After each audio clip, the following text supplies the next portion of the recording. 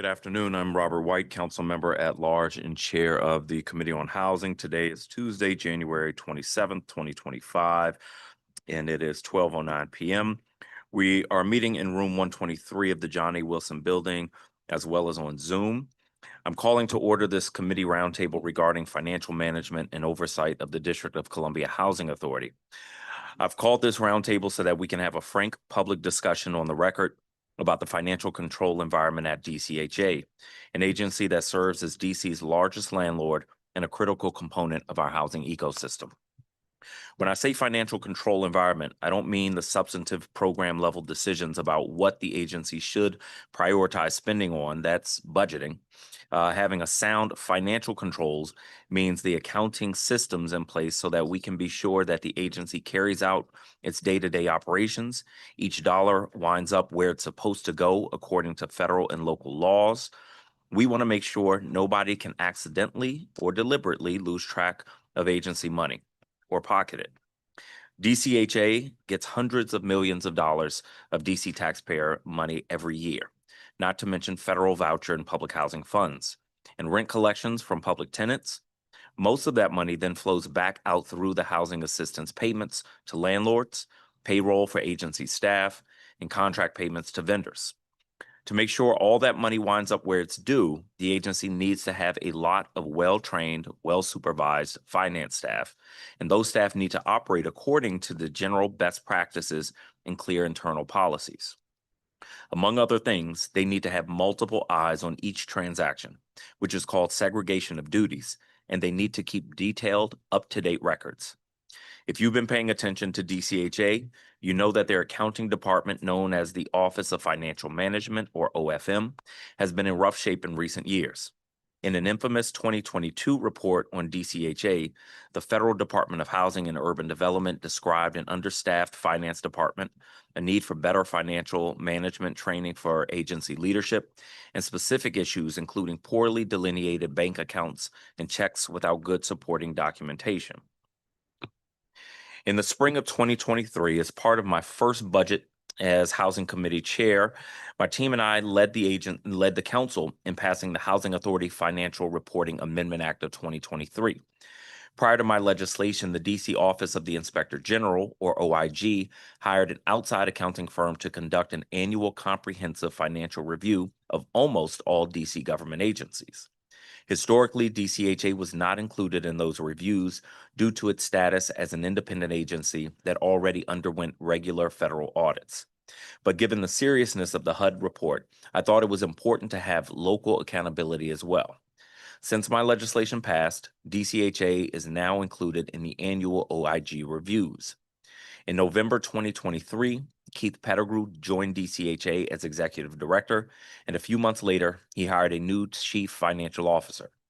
The following summer, Director Pettigrew released a 3-year recovery plan, highlighting critical improvements that each department, including OFM, would need to make by summer 2027. And OFM got to work on complying with several years' worth of backlog audits that they had owed to HUD, plus the locally funded public audit that my council colleagues and I commissioned. In 2025, we got our first audit back. For whatever reason, that fiscal year 24 report didn't get a lot of attention at the time, despite being publicly available, but it was frankly alarming. The accounting firm that OIG hired to perform the audit indicated that it couldn't get enough good documentation from OFM to confidently say that DCHA's financial statement was accurate.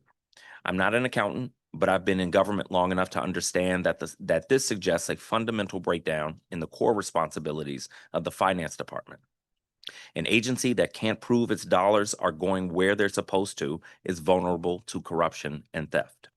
So I promptly called a meeting with Director Pettigrew and got a detailed written breakdown of how he intended to fix each weakness identified in the fiscal year 2024 audit. And I've requested a detailed progress update as part of this year's performance oversight cycle. That's how we do oversight around here. We figure out which performance metrics matter for delivering results for residents. We make sure the agency leaders who are in the best position to shift those metrics have a clear, plausible plan, and we follow through with periodic updates. It doesn't tend to make headlines, but it is important, and it usually keeps things clear and moving in the right direction. However, Despite our diligence, sometimes things still blow up. We're here today in part because day-to-day management issues at DCHA, some of which overlap with the well-documented financial management issues we already knew about, have led to intense frustrations and disagreements among DCHA leadership and staff. Those frustrations and disagreements have unfortunately boiled into public view, including in a lawsuit that the chief compliance officer filed against the agency and several of its individual leaders. CCO Cooper says that she and her deputy were placed on leave in retaliation for shining a light on improper practices in violation of the district's whistleblower protections. Meanwhile, the agency says it needs to reevaluate the culture and effectiveness of the audit department and investigate some allegations of improper conduct. DCHA has placed people on leave for investigative purposes many times in the past, but when it's the person in charge of compliance and it comes hot on the heels of a disagreement about how to resolve possible compliance concerns, that sets off alarm bells. For me and my staff's dealings with CCO Cooper, board members, and executive team leaders, I tend to think all these people are hardworking public servants who sincerely want to do the right thing and help DC residents. I don't know how we got to this point, and frankly, we're not going to get to the bottom of all that today because that's not our goal. Our goal is to make sure that in all this sensational coverage of interpersonal drama, the council and the public get a clear update on what's up with the agency's financial management and a guarantee that any remaining shortcomings are on track to get fixed quickly and thoroughly. Unfortunately, my efforts to get detailed explanations about underlying financial management issues weren't really getting traction when I tried lower profile oversight methods like sending a letter with questions and setting up calls. So I scheduled this roundtable. Hopefully, now that we're in the same place at the same time, we'll be able to drill down into some of the most concerning alleged financial management shortcomings and hear a clear plan for fixing. To make this as productive as possible, I'm going to ask that all of our invited witnesses avoid getting hung up on who said what to whom and focus on what's happening in the agency with the agency's money. That said, if folks toss out terms like fraud or corruption that imply someone is intentionally mishandling funds or operations, I'm going to insist that you be very specific about whether that is based on verifiable evidence or something weaker like unsubstantiated tips or conjecture. Before we start hearing from my council colleagues and our invited witnesses, I want to acknowledge that these financial management concerns are not the only issues at DCHA, not by a long shot. The leadership team and staff have been hard at work and have some improvements to show for it, but I think everyone in this room would agree that there's still a long way to go to get voucher processing timelines and public housing unit conditions where they need to be. On February 25th, this committee will have a broader hearing on DCHA as part of the council's annual performance oversight hearing cycle. If you're listening in today and you're frustrated that you were not able to chime in about DCHA issues in person, just know that we have a hearing coming up and you can reach out to my team at housing@dccouncil.gov to sign up for the oversight hearing on the 25th. I will now turn to my colleagues, Councilmember Fruman, for any opening statements you may have. Thank you very much, Chairman White. I'm going to largely forego an opening statement. I think that you laid it out very, very well. I am hoping this day can help to achieve clarity or more clarity about what has happened and what kinds of things are being done to address them and what sort of things may need to be done yet in order to address whatever issues are raised. But I want to leave it to the witnesses to get the information on the record and then deal with that in questions and answers. And hopefully we can use this to make progress. Thank you very much, Councilmember Fruman, and Ward 5 member Councilmember Parker is with us virtually. Councilmember Parker. Thank you, Chairman White. I too will bypass the introductory statement, but I'm glad you're holding this hearing. I think it's timely and important. I will say I'm deeply alarmed and concerned about the financial management of the agency as alerted by the auditor and other reports that we've received. And so I too am looking forward to the testimony in hopes that we can leave with some concrete next steps and solutions to get things back on track. Thanks. Thank you very much. We will bring our first panel that will include Petuna Cooper, Chief Compliance Officer at DCHA, and County Gilliam, who is with us virtually, President of AFGE Local 2725 with the AFL-CIO.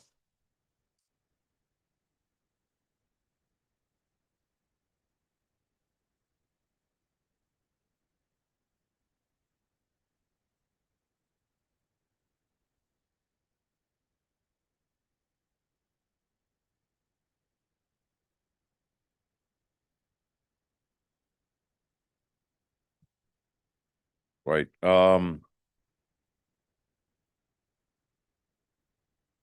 Right. We is the practice of this committee to swear in our government witnesses, and so I'm going to swear you in, Ms. Cooper. So I ask that you raise your right hand. Do you swear or affirm under penalty of perjury that the testimony you are about to provide to the Committee on Housing is the truth, the whole truth, and nothing but the truth? Thank you so much. County Gilliam, we are going to begin with you, so you can present your testimony at this time. Thank you, Chairman White. Honestly, I didn't prepare any testimony. I was just gonna be present if some things came about with the committee that I can answer from a labor perspective in real time. But I just heard that you stated that you're calling different panels, so I'm not sure what I can provide to that. But what I will say is I just know I represent the employees that work in OFM. Those employees, ever since I became president of the union, that was in January 2024, there's been widespread concerns about retaliation. The current leadership now, they have an interim CFO. Her name is Isra. I had an incident with, she almost physically attacked one of my members. Actually filed a grievance with it. The agency didn't take it seriously. Even though she's interim right now, based on the testimony that's probably going to be presented to the committee, it's going to show, I would say, incompetence, and just incompetence based on how DCHA is classified as a move to work agency, and the administration is actually hire people that don't have that type of experience, and that's why I feel like some of the problems with the finances is going on to this day. But like I stated before, I was just gonna give labor's perspective in real time if needed. All right. Well, I appreciate you being with us, and we do have a number of specific questions you may want to chime in on. Ms. Cooper, welcome. Thank you for being with us today. You can begin your testimony. Yeah, hit the button at the base. There we are. Okay. Good morning, everyone. Thank you for inviting me to participate in this financial management and oversight roundtable for the District of Columbia Housing Authority. For the record, my name is Petuna Cooper. I have been the Vice President and Chief Compliance Officer of DCHA, Office of Audit and Compliance, which is a vital component for the operational health of DCHA since April of 2021. For the record, I would like to correct the purpose statement in the announcement notice for this roundtable. The financial observations or the finance observations were not derived from a recent internal audit. It was derived from a compilation of complaints from the finance team. And I'd like to thank you for sharing Chairman Skinner's testimony, because I did see that he also made that distinction. However, I'm asking the committee to submit a written response to that testimony, if you would accept that, because I did see some non-factual assertions, and I'd like to know if the committee would accept a written response to the testimony. A written response from you? Correct. Yes. Okay, thank you. So are you going to ask questions or? Do you have a statement? I do have a number of questions. Okay. But if you have an opening statement, you can give it now. That was the statement. Okay, perfect. So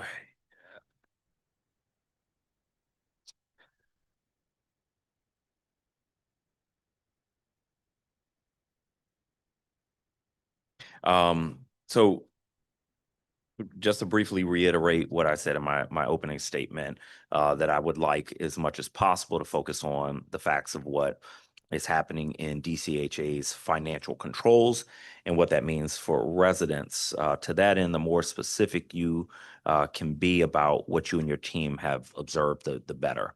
Let me start by asking you to discuss your office's basic workflows and structure, especially how possible compliance issues come to your attention. Okay, so within the Office of Audit and Compliance, and I'll use the acronym OAC interchangeably, there are three functions: audit, internal investigations, and inspections. And with these three groups, with the auditors perform audit functions and investigations as well. The investigators, they do perform investigations on site, or they would visit residents as well. And the inspectors perform quality assurance inspections post HCBP quality inspections. And we are mandated to complete 5% of the completed inspections by the HCBP inspectors. We also would do reviews on public housing inspections as well.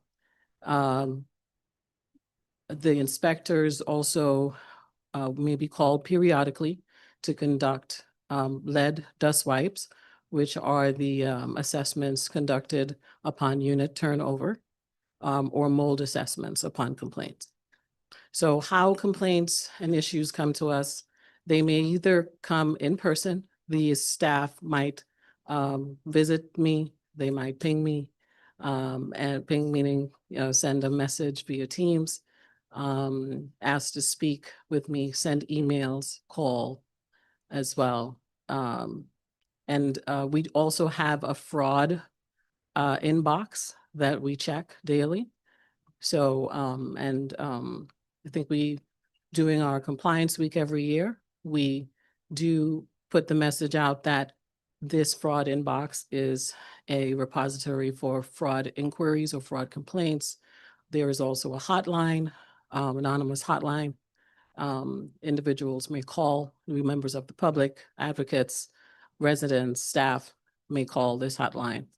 And we retrieve these messages and we proceed with action. So OFM internal responses. So you in September 25 document that you worked on highlights 10 issues, and we'll go through many of those issues today. And it includes material supporting your preliminary conclusions. OFM initial responses in many cases indicated that these were historic problems that they had subsequently resolved. But you in this document are calling for a forensic audit. Why do you feel, or did you feel like a forensic review is necessary given their response? One, their response was more on the not taking accountability for the for what was brought forward by the staff.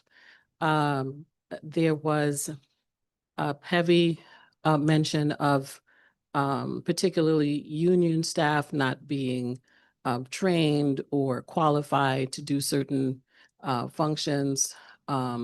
I saw instances where there was mention that there is a process in place, or that the issues were indeed resolved. However, as an auditor, one of the things that we do is to verify the responses. Some of the responses indicated that although that the issues were resolved, that it was not a fault of the current staff or the current administration. And what we were looking for as auditors in general, when an auditor presents findings and recommendations, what we look for is accountability. What we look for is to say that we have this method of addressing your recommendations. We may not have certain resources at the time, but this is what we recommend back to you. The responses did not reflect that. If you have a copy of it, it was not indicative of that. And I've been doing this long enough to know that if we respond to the internal auditor in this manner, there is a chance that we might respond externally. We're not looking to cast blame. We were looking for accountability. We were looking for a plan. And that we felt like that was not demonstrated within the responses. Okay. I don't normally, when I look at the city has an auditor that falls under the council, audits a number of agencies. And then OIG does some audits. I'm having trouble recalling a lot of emphasis on fault as opposed to system reforms. Like, here is where the system failed. Here's what we're going to do differently. I saw some of that in the responses. You think it wasn't enough, wasn't thorough enough, or what are you looking for? Well, there was one mention of a couple mentions of previous leadership. These issues started under previous leadership. There was another mention that it was because of the OAC placing certain staff on administrative leave that caused some issues. There was mention that, and I mentioned this earlier, that the union staff were refusing to do some work, or they weren't qualified. And it was repeated through the responses. And when the observations were sent back to the finance team, we were really looking for answers because of the documents that were submitted. Now, what we received were documents, over 100 pages of documents. What we did was compiled the documents, and to make it easier for someone who is looking at it, such as yourself, an external body, we organized it in a way where you can follow along with the narrative and the attachments. So when we notified, the OAC notified leadership that these issues existed, that's what we presented to them. We didn't just take the documents. What we did was we compiled the documents and presented it with a narrative. Let me ask two more related questions before my time in this round runs out. The DCHA is already required to do an annual audit by HUD, and now required to do an annual audit by the council. They would probably say we're drowning in audits, and we're not an audit agency, we're housing agency. Stop piling audits on us. What's your response to that? As it suggested another audit, an additional audit. Well, the financial statements audits, and this is directly from our external auditors. The audit department has contact. We communicate with the external auditors when they are engaged with us. They do not take a deep dive on anything outside of the bank statements, our expenses, our liabilities, our assets. Beyond that, it's a footnote in the report. So there's no deep dive doing these engagements for financial statement audits. And that's one of the reasons why I think it's necessary, after being presented with over 100 pages of these documents that show transactions that wouldn't normally be in the view of an auditor. I think it's necessary for us to take a closer look at what may be causing the complaints, as opposed to saying, oh, no, we're currently in audits. We have about 6 audits going on. This is a different facet of auditing because it involves a different set of skills, and they're looking specifically in the areas of trying to get to the root cause of the issues. Okay. Let me move to my colleagues, and let me acknowledge that we're also joined by at-large Councilmember Anita Bonds. Councilmember Bonds, I will come to you for questions, and I'll see if you have a statement at that time. Let me first turn to Councilmember Fruman. Thank you very much, Chairman White. And thank you, Ms. Cooper. Thank you for your service. And frankly, thank you for bringing these issues to folks' attention. I think the way I understand this, and I urge you to correct me, is when you put together this package of 10 observations, some are called allegations, but not an audit, but something that in your role as auditor looked like it had enough gravity that you needed to get clarity on it. So it's not an audit, but it is an outreach to try to get to clarity. Correct.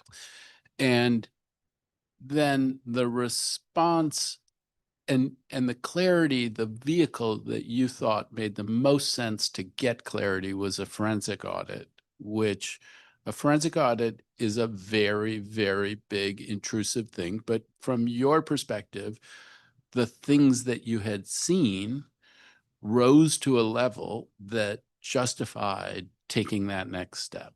Correct. And then the folks at the agency, and we're going to go through them one by one with the agency. And again, thank you for creating that roadmap. There's things, $98 million that was transferred and 40 million of it was used, that ought to raise our antenna about what's going on here. Doesn't mean that there won't be an answer on that question, but you raise that question, and that's a valuable thing for you to raise.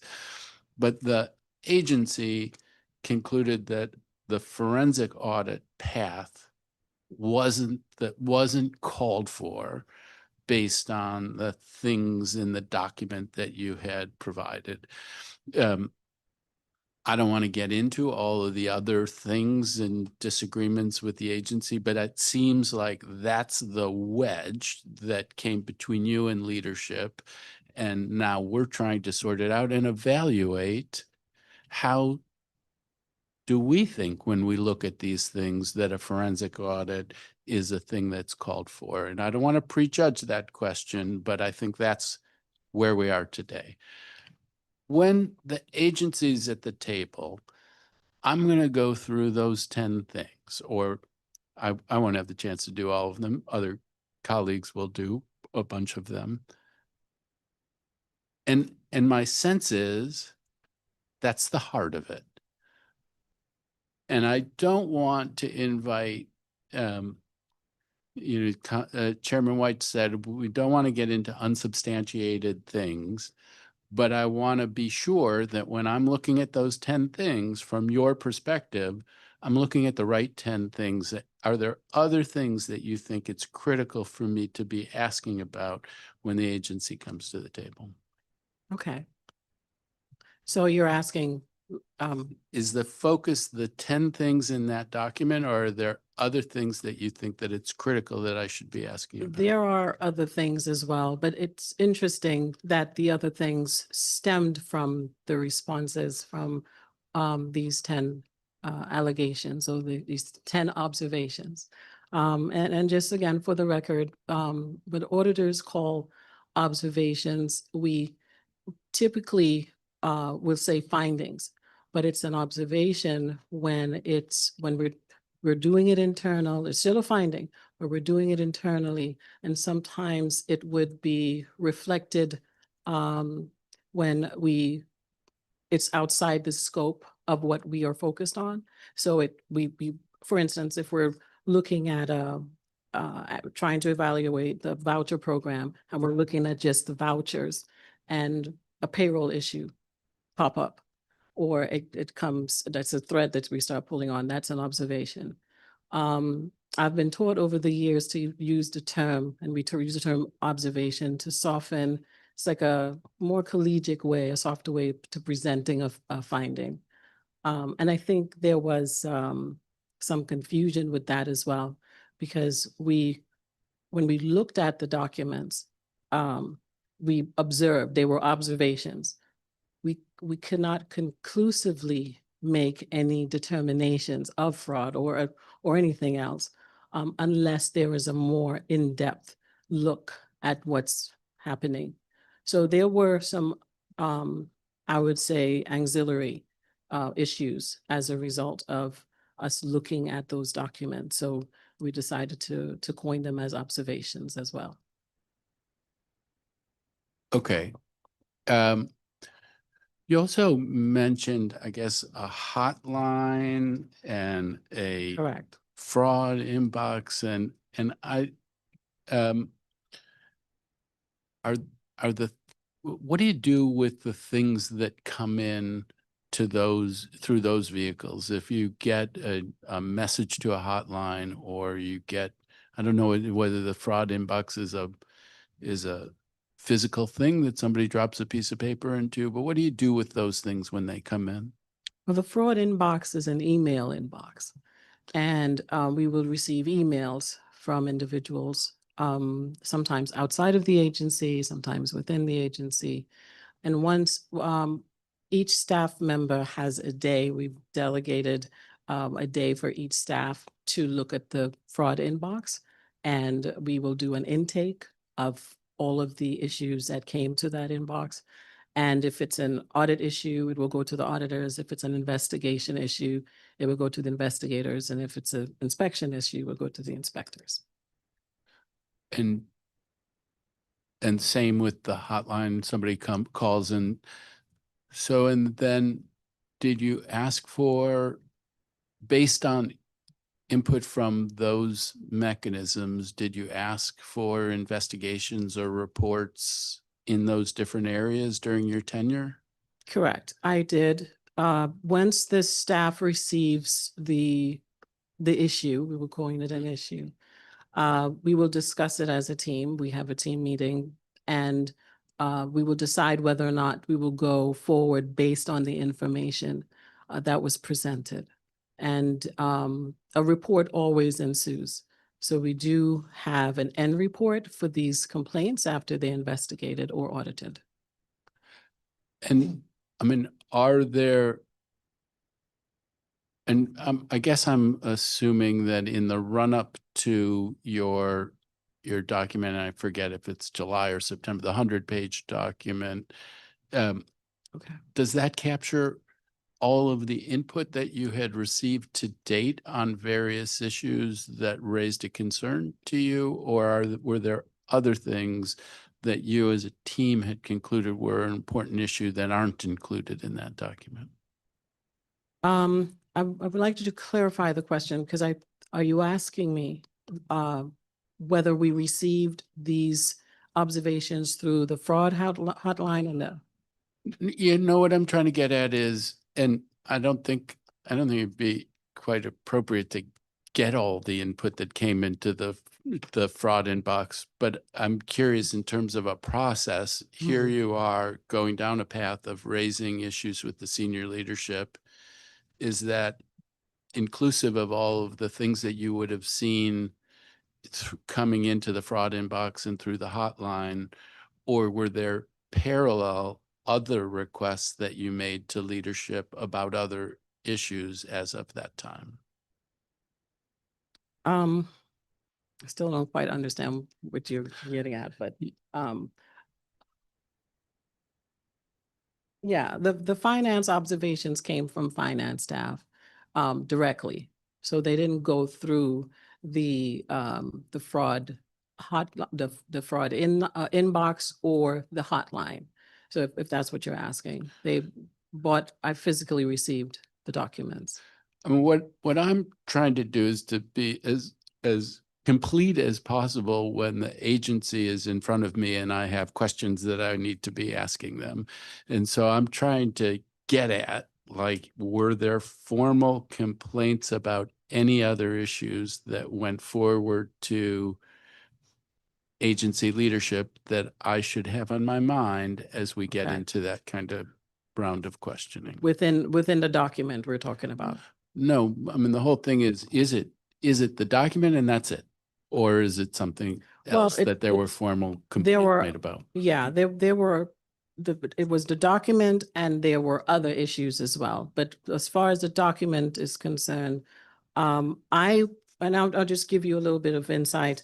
When I receive a complaint, we do not pursue every complaint because we will get nothing done. What we pursue is what we have information on. So the documents that were presented to us, they were the springboard or the foundation for the observations that were compiled that we're discussing today. So the other issues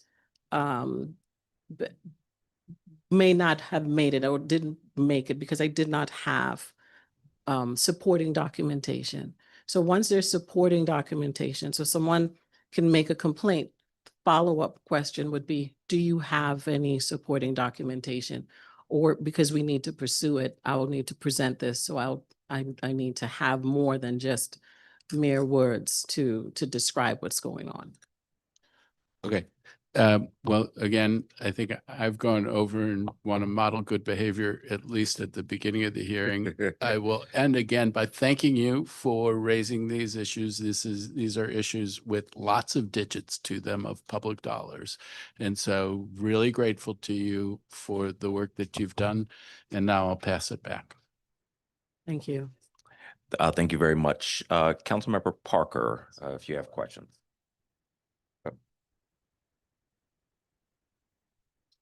All right, Councilmember Parker is gone, at least for now, may jump back in. Councilmember Bonds, do you have an opening statement or questions? Oh, good afternoon, everyone. I do not really have an opening statement, but I am very, very curious to have this opportunity to speak with Ms. Cooper. Ms. Cooper, thank you for being here, and sounds like you are very diligent in your role. What I wanted to know, just point blank, based on the complaints and the observations, as you call it, did you find fraud, misappropriation of funds? I was not given the opportunity to find fraud. I was asked not to pursue the issues. You were asked not to pursue the issues. So your report is a compilation of complaints and observations. Am I correct? That is correct. Okay. And so to move to the next level, what do you propose that the agency do as it relates to examining your report and the contents? It will be advantageous for us to take a deeper look into the issues that were brought forward, not just looking at the response presented by OFM, because that was the middle ground that was agreed upon. In lieu of a deeper dive or a more detailed investigation or audit, that I was to look at the responses and verify the documents and the processes that were listed as actual remedies for the observations. So in addition to that, it will be advantageous for us to look into the matters a little deeper to see what is the root cause, because I feel that's just like a Band-Aid to the issue. If we take a deeper look and we identify the root cause, we may help mitigate any future happenings of these issues. So, and that is the goal, is to prevent future issues of these nature, then make it very difficult for these issues to occur again.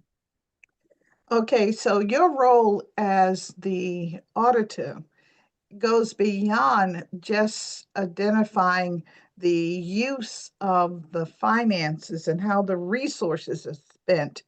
You also see yourself as being in the role of coming up with management goals. Am I correct?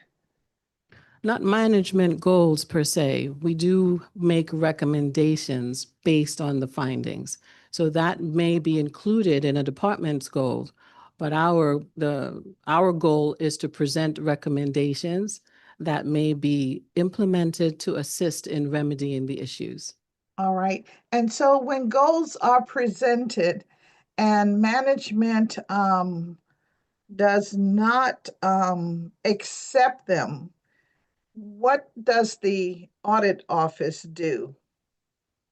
Well, prior to dispersing the final report, we will have an exit meeting. And then there's communication during the audit engagement. So at that time, we will work out or sort out any issues we may have. Sometimes we're looking for a document and it may not be present at the time, but we may get an email or a phone call asking for a meeting, and we will meet with the staff of the department and they would present the information. And we will make a modification based on the additional information. So we do have meetings prior to issuing a final report. We do have meetings to discuss any disagreements or an opportunity to even present documents that may help address an issue. All right. And so what is your status now with the organization? I'm sorry, could you repeat that? I didn't hear what you said. What is your status with the agency? I am on paid administrative leave right now. Paid, so you are still an employee. And have any of those meetings been scheduled with you? No, they have not. All right, they have not. And has management given you any indication as to whether or not there will be action taken based on your report? No. Okay. All right. Now, in your report, did you find specifically misappropriation of funds? What we did find were unusual activities in the report, in the documents. What does unusual activity mean? Unsupported transfers, be they wire transfers or just transferring funds from one account to the next. Looking at deceased residents being their accounts or vouchers being paid for deceased residents. Stale dated checks upwards of $2 million that I was told was found by staff in a box that was unposted. And some of them that were posted to the incorrect account.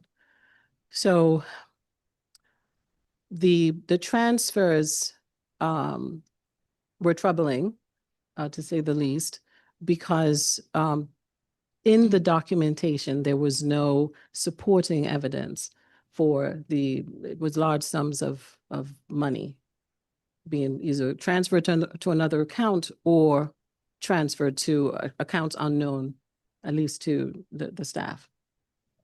All right. And when you say the staff, you are speaking of the staff of the agency or your staff? Finance staff. The finance staff. All right. Okay. And in these items that you say were troubling, what is the dollar value of these, the transfers and the other information that your staff informed you of? One, there was a compilation or accumulation of wire transfers in the amount of $1.4 million. 1.4 million. And there was the transfers from the repair and maintenance funds that we call R&M funds to the general funds of over $60 million. 16, 60, 60, yes, 60 million. All right. correct. All right. And of these, anything else that stands out? You mentioned something about descendant, I guess, recipients. Is that in your wire transfer? I'm sorry, what were you You referring to? mentioned something about individuals who had passed on, Okay, and somehow there were stale checks that staff happened upon. What is the value of those?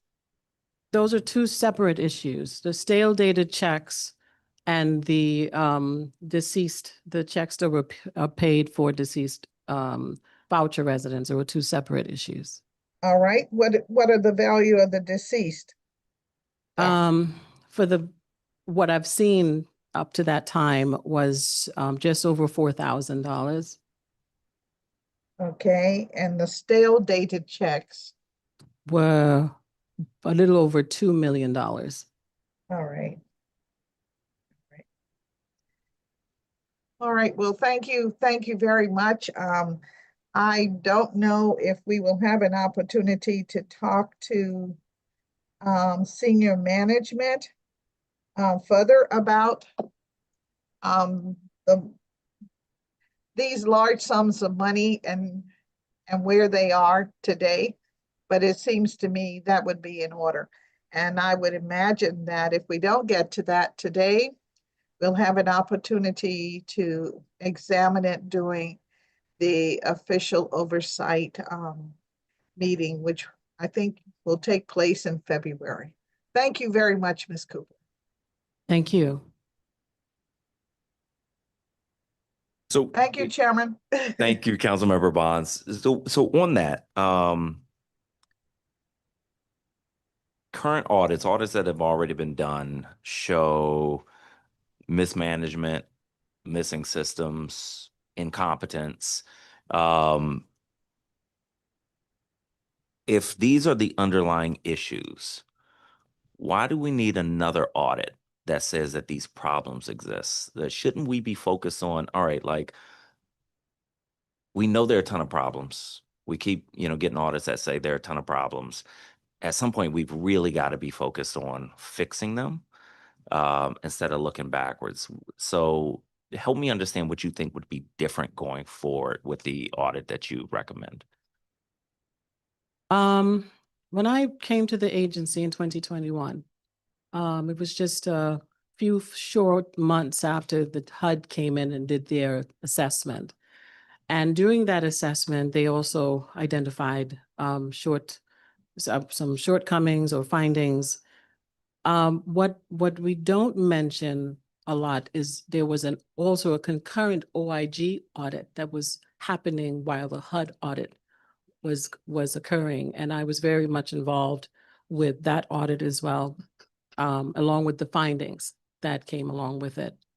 What I'm seeing as time progresses are the same issues, the pretty much not having systems in place, policies, we may not have updated policies, not reviewing our trial balances, our general ledgers, and issues with monies that are being depleted from accounts or being used without the proper documentation. There is, after 5 years, you say, there must be something else that we're not looking at or the auditors are not looking at, because what they do, they look at the financial statements. They look at our assets. They look at our liabilities. They look at reconciliation. And they have informed me themselves that they're not fraud auditors. They're not deep dive auditors, they look at financial statements, they create it, they look at documents to create the financial statements. So we will never get the level of detailed assessment that we would need to get to the bottom of why certain things are happening. Why is it that funds from one account will go to another account, and the funds would be used within a short period of time and may cause a negative balance in upwards of $135 million. This is something that the auditors normally will not address. No. So a deeper dive will give us the answers that we need. It will ask for documents that the auditors may not normally ask for, or look for information beyond what a standard financial statement audit will garner. So I do think that a forensic audit is helpful. Bless you, sir. Bless Because at the end of the day, like you stated earlier before, that the goal is to address the issues, not to address the issues, find the issues and address them in a way where it's very hard and implement internal controls that makes it very, very difficult or challenging for these issues to happen. And we haven't been able to figure that out yet. This is not the first audit that we've had. We've had several audits every year. We do financial statements audits. They're due June 30th every year. The auditors would So let me make use an recommendation. analogy for it, since I'm not an auditor, right? Okay. So let's say I my water in my kitchen sink isn't working, and I get somebody to come out and they say the water isn't working, and I have somebody else that comes out and they say the water isn't working. Then I have somebody come out to find like exactly where in the pipes, what exactly is broken, but they don't come to fix it either. Like at some point we need the mechanic to come. So I'm worried about overdiagnosing as opposed to fixing. And I've had a number of people who've said the agency needs a forensic audit. And I'm looking at it like these audits are all clear. There's a lot missing. At some point though, we got to go send somebody to fix it. And that's really where I want to focus, but I want to make sure I'm not missing something. Let me add something, and Mr. Gilliam may have thoughts on this as well. So from the memos that you and the board sent back and forth in November, obviously there is a lot of tension and disagreement about how to handle concerns of retaliation. This is just one of the specific issues. My understanding is that the board asked to know who is accused of retaliating, and who's making claims of concerns about retaliation, so that they can talk to those folks. That is one of the processes that you were critical of. So help me understand what I'm missing here, and how you think the board should have gone about understanding and addressing retaliation concerns that you had mentioned to them. Ideally, retaliation, my go-to would be training. My go-to would be, and that's something else that my department does. We will develop training on the subject matter, bring everyone together, and we will do training on the issue. We typically will offer training at the end of most audits or most engagements.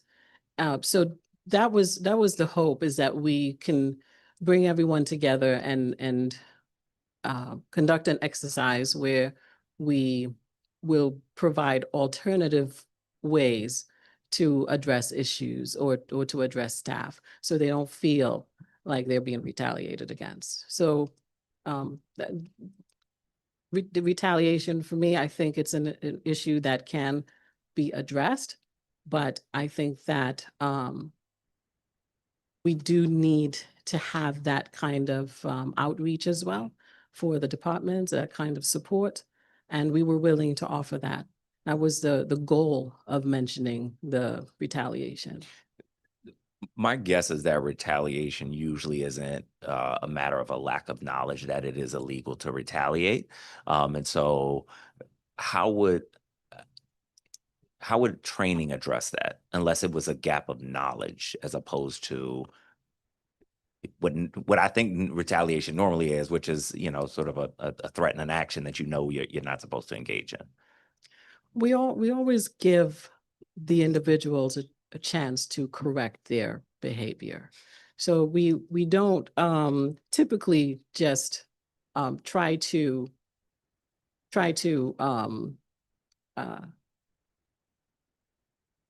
disparage the person or even accuse the person. So because a person may feel retaliated against, and it might be disciplinary action.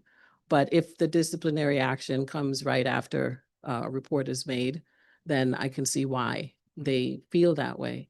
The training will allow the manager to be more sensitive to how they approach their interactions with the staff, and particularly if they know that the staff had made or had reason to believe that the staff may have made comments or complaints about an issue. I do think that training can help in that manner. Okay. DCHA has hired a vendor to evaluate the structure and responsibilities of OAC. Once that work is done, I suspect the board may want to revise the OAC charter resolution, subject to the statutory requirement that OAC's audits and investigations be independent. As the council and public keep tabs on the board's moves in this area, what should we be keeping in mind? You mean in terms of the if there were any impending revisions? Yeah, any recommended changes to the OAC structure? Well, there are standards, industry standards for audit in general, and we want to be in line with what the industry says. So we are following the Internal Institute of Auditors, which is the template that we use for our current charter. The language came predominantly from that body because that's the body that we, the auditing body that we follow. So to keep in mind that we do want to follow industry standards. Also, as the regulation or the law 6-207 that establishes our department, we want to ensure that that language is preserved in the spirit of the document. An auditor's role, for an auditor to be effective, there should be some measure of independence. Typically, auditors do report to a auditing committee, and also the head of an agency or a business. But the board, the committee would be the final say in issues when there are disagreement between the leader of business, I would say business, and then the auditor. So I hope I answered your question. Yeah, I mean, I think it comes down to the independence of the auditor. Correct. Yeah. Okay. Councilmember Fruman. Thank you very much. So I hope I don't use my full 10 minutes, but we'll see. Yeah. Part of the big picture here to me, as I look at it, is I hope no one will deny the gravity of the things that you have raised. And so again, you in your role have done an important service of raising these things. And and then the cure proposed is a forensic audit. And there is a reflexive feeling of if somebody says we should do a deep dive audit and get to the bottom of every single thing, and the answer is no, we don't want to do it, you do worry. Why? and one reason could be, the thing that makes you suspicious. Another reason could be that there are all these other initiatives that are happening, and the invasiveness of a forensic audit would be great in potentially could detract from the ability to fix issues. It's a real question, though, and that's a question that when the agency is in front of us, they need to be able to answer for us. Part of the process, as I understand it, is you raise these issues, responses came back, and at some point you were told, this is out of your hands, don't look at this further. Is that correct? Yeah, virtually correct. I was asked not to pursue the issue any further. It would not be a good use of the OAC's time. But at that point, I did suggest that we at least look at the responses that came from the OFM, because they did provide responses that state that they either address the issue, they're addressing the issue, there are documents to show. I'm an auditor. I can't just take your word for it. I need to see the documents.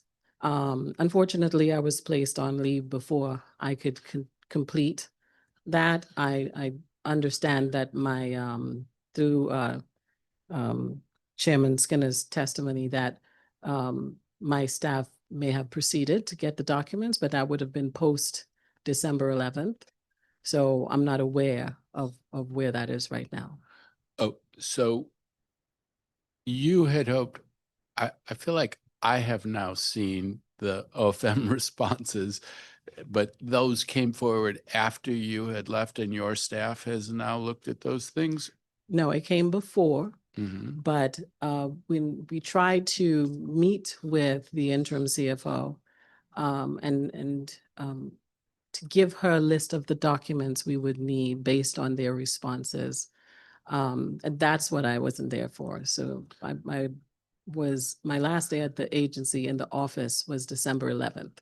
So that may have occurred after December 11th, where they actually got the documents to review.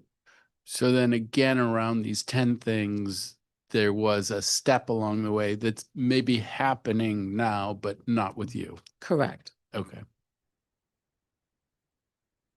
Honestly, I mean, I feel like we have covered it.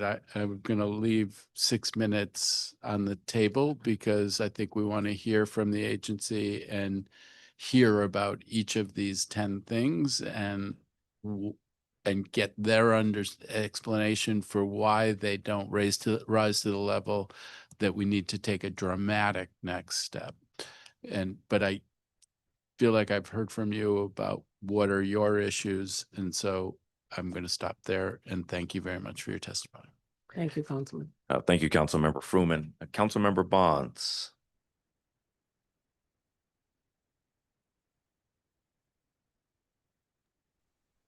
Thank you, Chairman. I really don't know where to go from here, to be very honest, because we need to hear from the agency.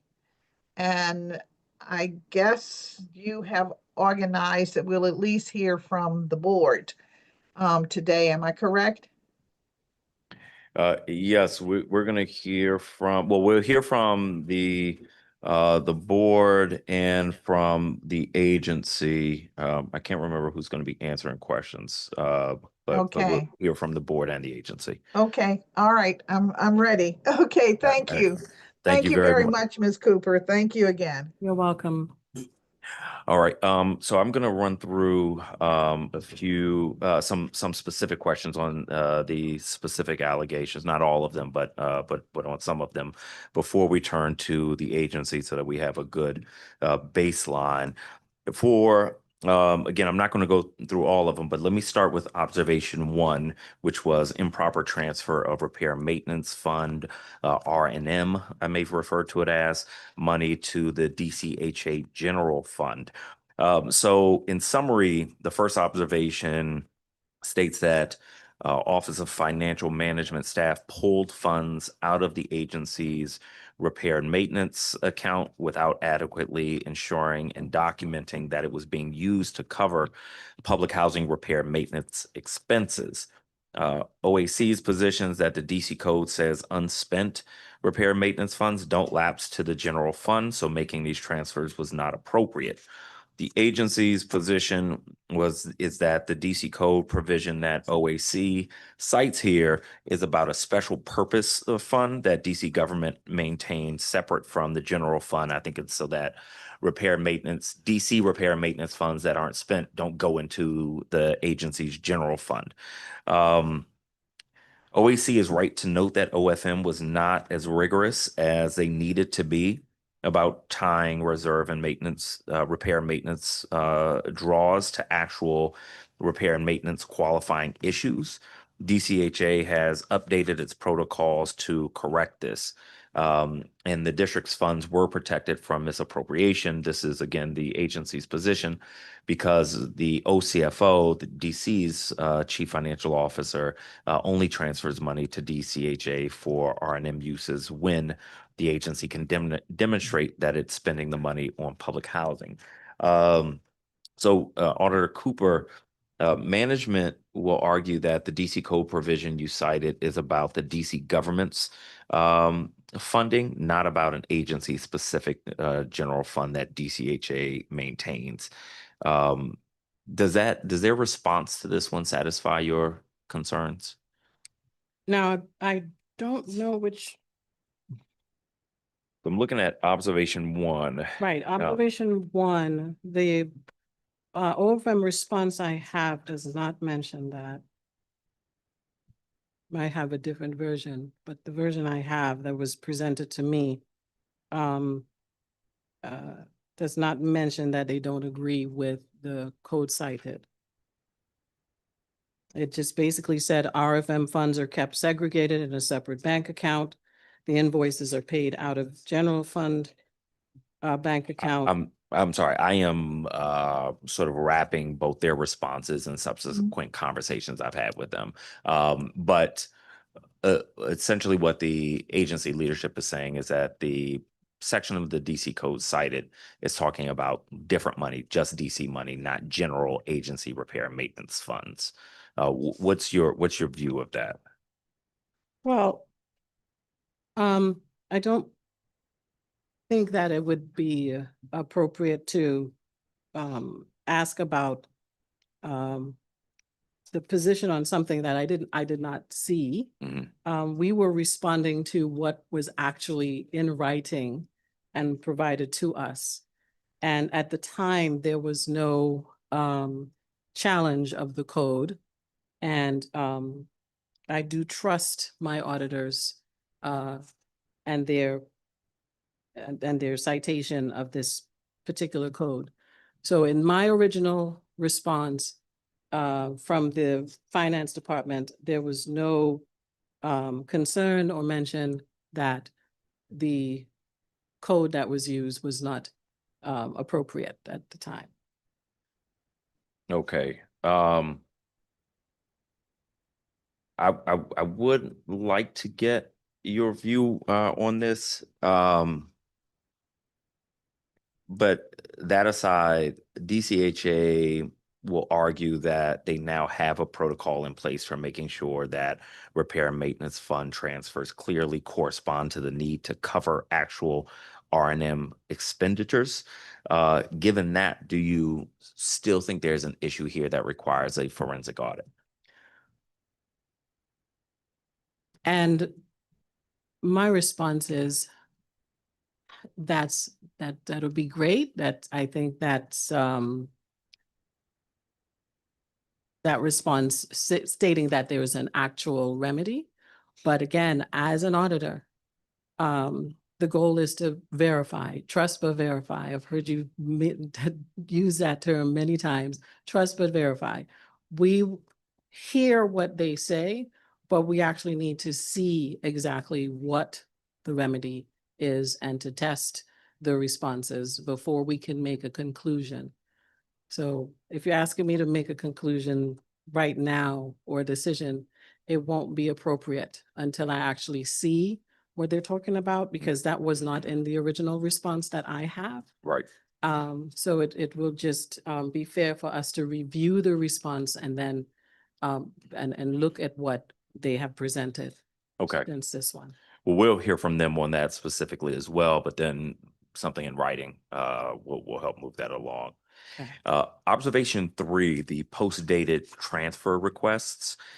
In this observation, your document suggested that OFM, Office of Financial Management,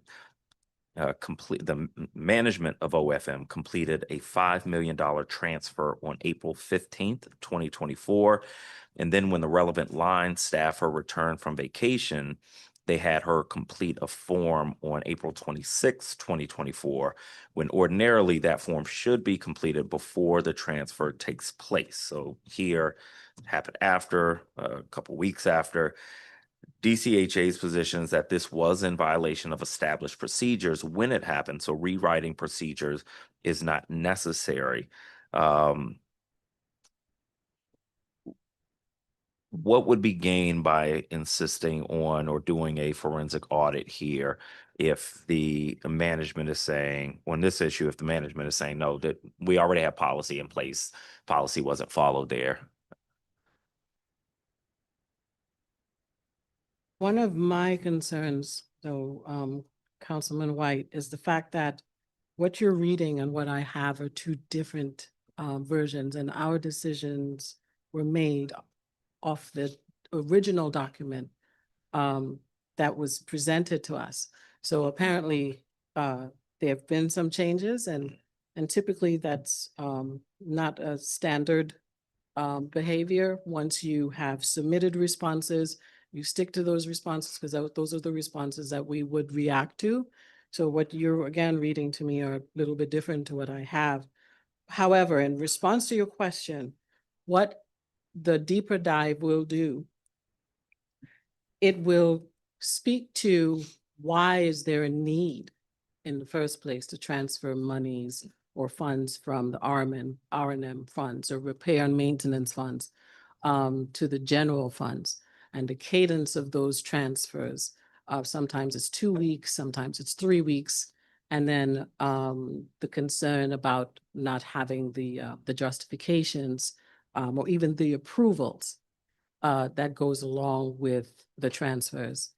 The documents that were presented, those transfer documents, indicate that the same person who made the request is the same person who signed off of them, or the same person who accepted the funds.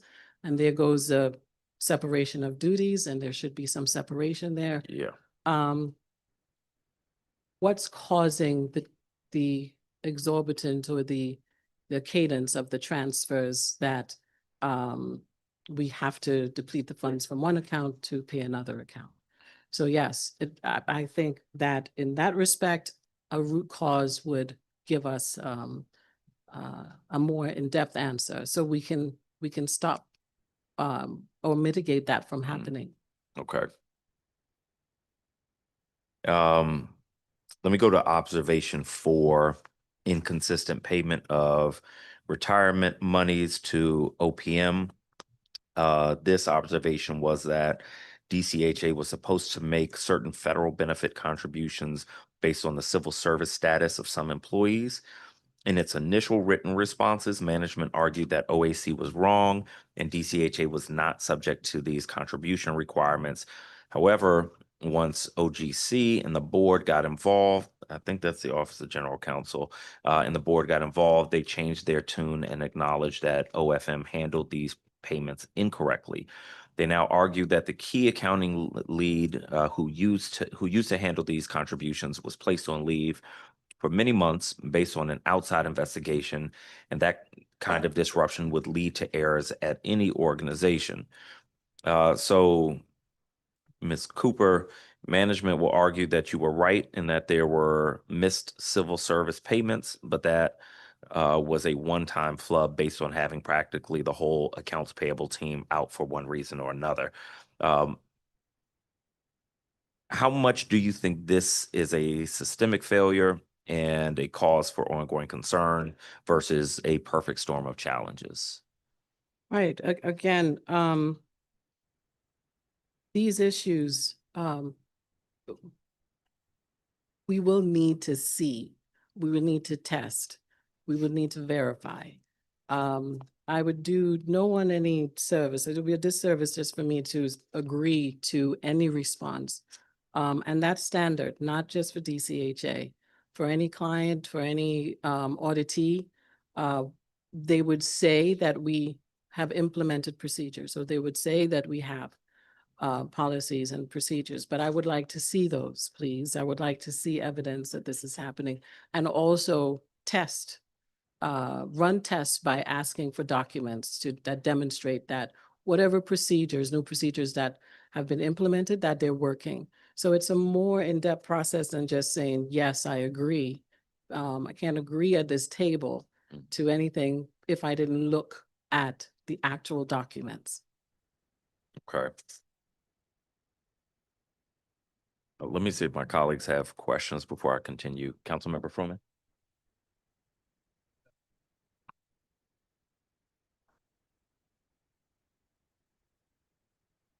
Thank you. Thank you very much. Given the level of evidence you compiled, what's the standard practice for next steps of an auditor? Would stopping the follow-up questions to the department under review, OFM, be considered standard practice? So what? Could you repeat that? I Yeah, didn't. given the level of evidence that you compiled, Mhm. what is the standard practice for next steps by an auditor? Would stopping the follow-up questions to the department under review, OFM, be considered standard practice? We came to a fork in the road at some point, and at that point you were told stop. But fundamentally, it's the question I was asking you last time. What would have been standard practices, your understanding as an auditor in that moment? What we would have done after the responses, after we received the responses, is to test, not just test the responses from the OFM, but to actually look at additional documents. We want to know the why. That's why it happened. Saying that, okay, we fixed it, or this has happened before, or we have a system in place. Why did it happen in the first place? Why does it keep happening? Some of these issues, did not start under this administration. They've been happening over and over and over again. And there were recommendations in the past. Some of the recommendations have been fulfilled, but the issues are still occurring. So that means that there's something else that's happening that an auditor may not be looking at. A standard audit or financial audit does not look at systems per se. We look at just the process and we compile documents. So we would have asked for a deeper dive. That would have been my go-to, and that actually was the response. And one form of that deeper dive is a forensic audit. There could be other forms to that deeper dive, which is a deeper look at these specific things. My understanding is that your successor would be engaging in that process, but it's not you. But is that your understanding, that your expectation would be that your successor would be playing that role and trying to do a deeper dive on these specific issues? Correct. But that was work you wanted to do, and it's not work you're not doing now. Correct. Okay, thank you very much. Thank you. Councilmember Bonds, do you have questions? Thank you, Chairman. Not at this time. I'm going to wait for the other representatives of the agency. Thank you very much. Thank you. All right, let me run through a few more observations and allegations before we turn to the board. All right, so for observation 5, posting of non-employee stipends to employee benefits. This observation, you suggested that OFM charge money from OAC's benefit compensation account for a non-existent category of workers. OFM didn't notice the error until you brought it to their attention in your role as a department manager. The management's position, as I understand it, is that the switch over from Yardi from an old accounting system resulted in an erroneous mapping of accounting codes, which led to this mistake. Are you aware of OFM's response on this observation? We did see this response. That's correct. Okay. And what's your, once OFM acknowledged that there had been a mistake and corrected the issue, did that satisfy your concern, or do you think this points to the need for a more in-depth forensic audit? Well, there were two steps to this, or two phases to this particular observation. And I appreciate OFM's response. However, when we first brought it to their attention, we were told that these expenses were related to temporary apprentices. And then we had to inform them that we don't have temporary apprentices. So could you kindly remove it from our budget? Because this is a budget reflection here. And the subsequent email was that there was an error. The actual apprentice line item, or the term, was removed, but then the expense still remained. So it did not the error was not corrected in the manner that was presented here. We did give OFM opportunity to correct the issue, but then as we were getting our issue corrected with the temporary apprentices, we had complaints or we were notified that other departments had the same issue as well with these categories of individuals. So we wanted to take, again, a closer look at why it happened. It was eventually removed from our budget, but then how were they placed there, or what happened in the first place? Again, although we appreciate the response, we have to look at the documents, we have to look at the system, see what happened so that it doesn't happen again. That's the piece of this puzzle that's missing, because a response of it was fixed or it was an error, although appreciated, we need to go and look at how the error started, or how the error occurred in the first place, so that it doesn't happen again. So it's one of the tenets of being an auditor. It's not just to pick out or find findings. We want to establish ways and methods where the issues, they simply don't happen again. Yeah. For our observation 6, which was around the delay in depositing checks into the bank, there were, according to your document, OFM was holding on to checks totaling approximately a little less than $1.4 million that became stale when they were 90 days old. And another 670,000 that would soon become stale. What are stale checks, and is that a liability? The stale checks are checks where the date, on the check, it would say, please post for 60 days or 180 days. If it's past that time period, it's considered stale. The issue is that we've, and I've mentioned it a little earlier before, that it had to be numerous, as a matter of fact, most of this pile, this document showed you actual photos and of these checks. The liability is that you're holding on. First of all, these are receivables. They're coming into the agency. They're not posted. So these are funds that we're not using. And some of the funds that were posted, they were posted to the incorrect accounts. So then those funds would have to be withdrawn and then placed in other accounts. Now, we did speak to the staff on this particular one. We thought it was a low-hanging fruit, an easy one to fix. Again, I don't know what the actual work has been to address the issue. And I would love to see how that was resolved, because typically with a stale dated check, you call the vendor and ask them to reissue, or the individual asks them to reissue the check. So, and that may or may not resolve the issue, but the concern is that some of the checks were still deposited. And of course, the vendor may not have the funds in the account. It will cause bounce checks. We will have to pay a fee, they pay a fee.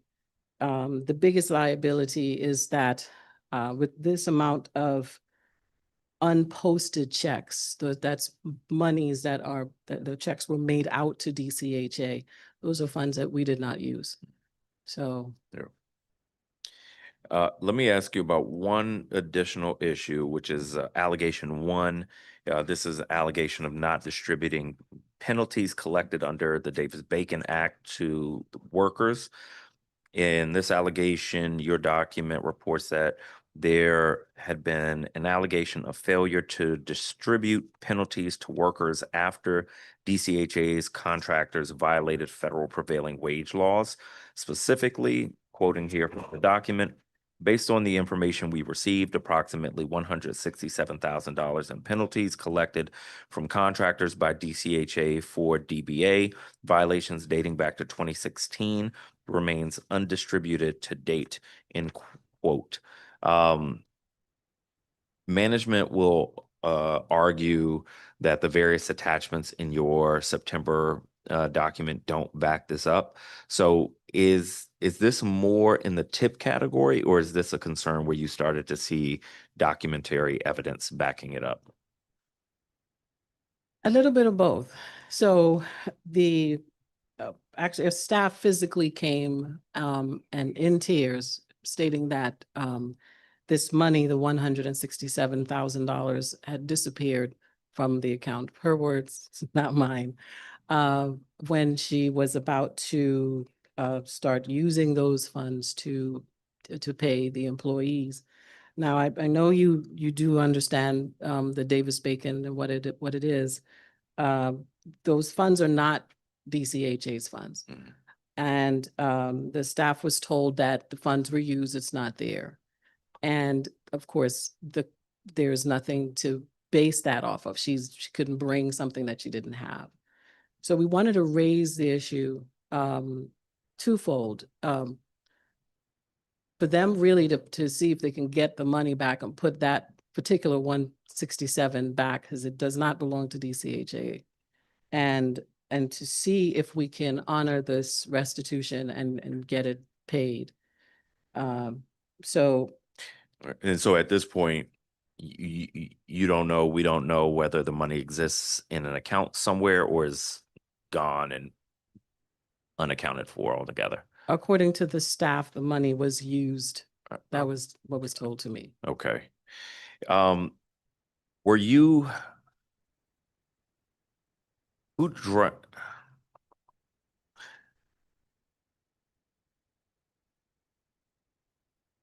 Were you ever informed that the board considered these issues resolved? Yes, when I met with the Budget Audit and Finance Committee, I was informed that after they reviewed the responses from OFM, they were satisfied with the OFM's responses. Okay. Were you given documentation or analysis supporting the conclusion? No. Okay. Those are all the questions I have. Let me just confirm that my colleagues don't have any more questions for Ms. Cooper. Going once, going twice. Ms. Cooper, Mr. Gilliam, thank you both for being with us today and Thank for the work you. you all are doing. Thank you so much. Thank you. All right, with that, we're going to call up DCHA leadership, including Board Chair Raymond Skinner, Board Budget Audit and Finance Chair Jennifer Reed, who I think had to leave for snow-related things.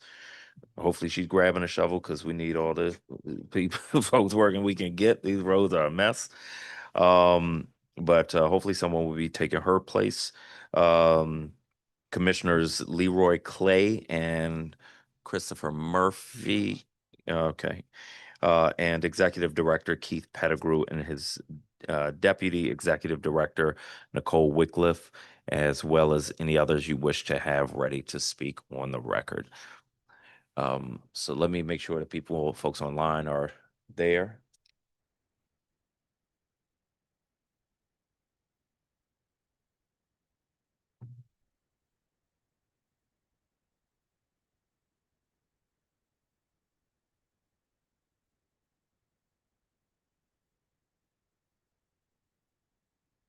All right, I don't see anyone online anymore. So let me ask everyone who is or may be testifying or answering questions to raise your right hand. Are you going to be answering any questions? Okay. All right. Do you swear? All right. Do you swear or affirm under penalty of perjury that the testimony you are about to provide to the Committee on Housing is the truth, the whole truth, and nothing but the truth? Thank you very much. All right. You can begin your testimonies when you're ready. I'm gonna go first. Can you hear me now? Okay. There you go. So Chairman Skinner and I are going to give separate opening statements, and then we'll turn it over to the appropriate staff. Okay. Good afternoon, and thank you, Mr. Chairman and members of the Committee on Housing. I'm Raymond Skinner, Chairperson of the District of Columbia Housing Authority Board of Commissioners. And on behalf of the board, I welcome the opportunity to provide this testimony at this afternoon's roundtable. It has been my honor to chair the DCHA Stabilization and Reform Board for the last 3 years and see the progress that has been made in all aspects of agency operations under the leadership of Director Pettigrew and his team. This progress is documented in the recently released impact report. And I'm not sure if we've given the impact report to the council yet, but if you haven't gotten copies, you will certainly get copies, right? So this report gives a snapshot of where the agency is in implementing its 3-year recovery plan. And while significant progress has been made, we still have a lot more to do before DCHA becomes the high-performing agency that we all aspire it to be. And with that said, I really want to focus my testimony on one of the purposes of this roundtable, which is to, quote, review allegations outlined in a recent internal audit of the agency. So let me be clear, and I think this has already been stated. The document referenced in the hearing notice was not an internal audit. It is a draft list of observations and allegations compiled by the Office of Audits and Compliance based on information received from staff in the Office of Financial Management. This was not an audit or even a document including any assessment or analysis by the audit staff. The observations were presented without verification, substantiation, or even a determination that any allegation had merit. So after the board's Budget and Audit Committee, and that committee consists of Commissioners Reed, Clay, and Murphy. I believe Commissioner Murphy is going to be here later. And as you said, Commissioner Reed had to leave when the mayor called. So the Budget and Audit Committee and I reviewed the observations and the response by the Office of Financial Management. And we indicated that we were largely satisfied with the finance officer's response because the covered issues were already known to the agency through various previous audits, as you've indicated, and that they were already either being addressed through corrective action plans as a result, for example, of the FY 24 audit, and other remedial actions that the agency has taken. And Director Pettigrew will talk about them in his testimony. So as a result of its review, the board committee concluded that a forensic audit recommended by OAC was not warranted. The committee asked OAC to follow up on the finance officer's responses by requesting additional information and to finish its review with specific recommendations. And this would allow the OAC to conduct the analysis that was absent from the document that we've been talking about. My understanding is that this process is ongoing and that information presented by the finance staff to the OAC on December 31st is still under review by the OAC. Suffice it to say, OAC's final analysis or recommendations are not known at this point because the work is not yet complete. But let me be clear, DCHA still has financial issues in other areas of operations that need to be improved. As board members, we continue to try to help guide staff on some of these issues. In fact, when asked by the council for recommendations about what the replacement board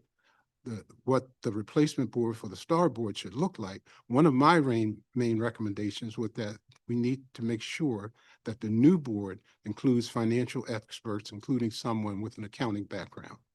But I want to assure the council that based on the information available to the board committee, we did not see any allegations that indicated fraud, malfeasance, or criminality.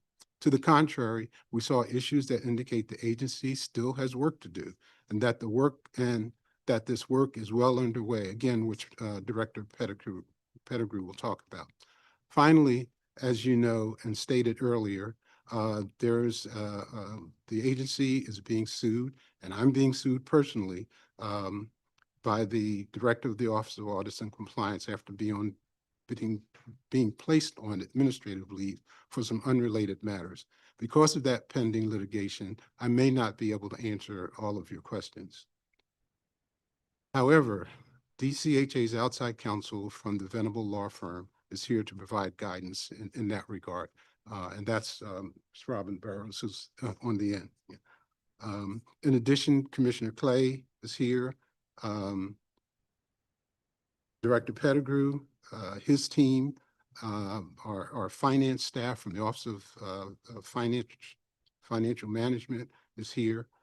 So we have a team of people who should be able to answer any of your detailed questions about the observations and allegations. So with that, I'll just thank you for the opportunity to provide testimony. And now I'd like to turn it over to Director Clay for his testimony. And Director Pettigrew, Director Clay. I'm not Okay. Director. He have it. I'm sorry. All these directors are here, right? Yeah, right. First of all, good afternoon. Thank you, Mr. Chairman and members of the Committee on Housing. I'm Keith Pettigrew, the Executive Director of the DC Housing Authority.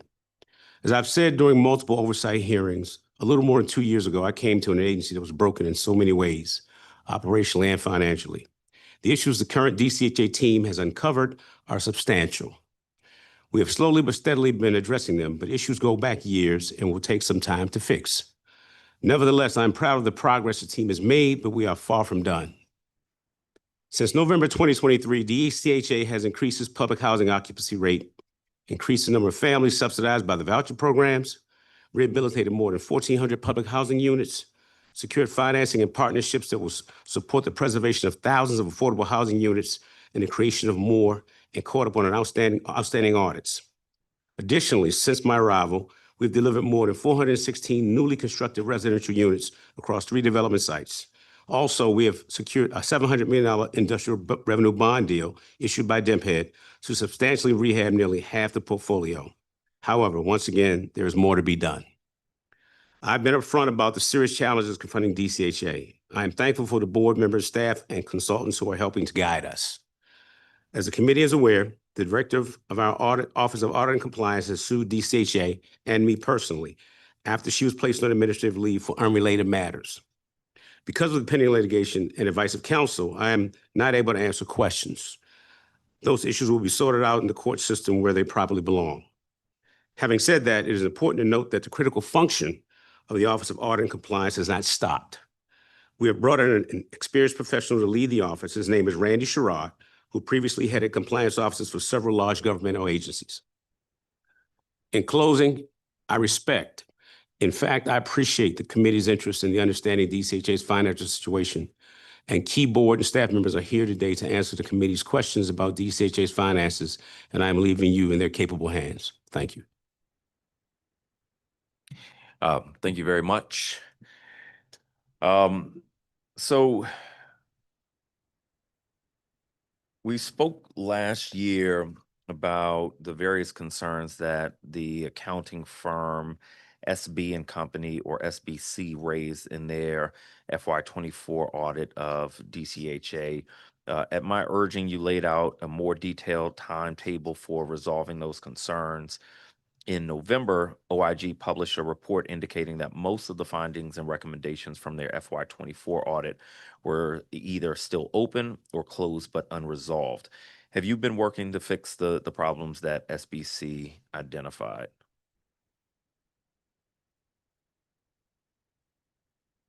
Mr. Al-Khazin, interim CFO. Yes, we are actually working on getting all these fixed and closed. Can you move the microphone closer to you? Thank you. Is it better now? Yes. Okay. All right. Can you repeat your answer?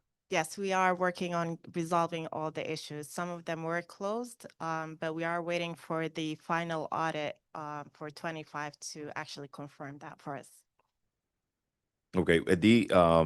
These are recommendations from FY24. Okay.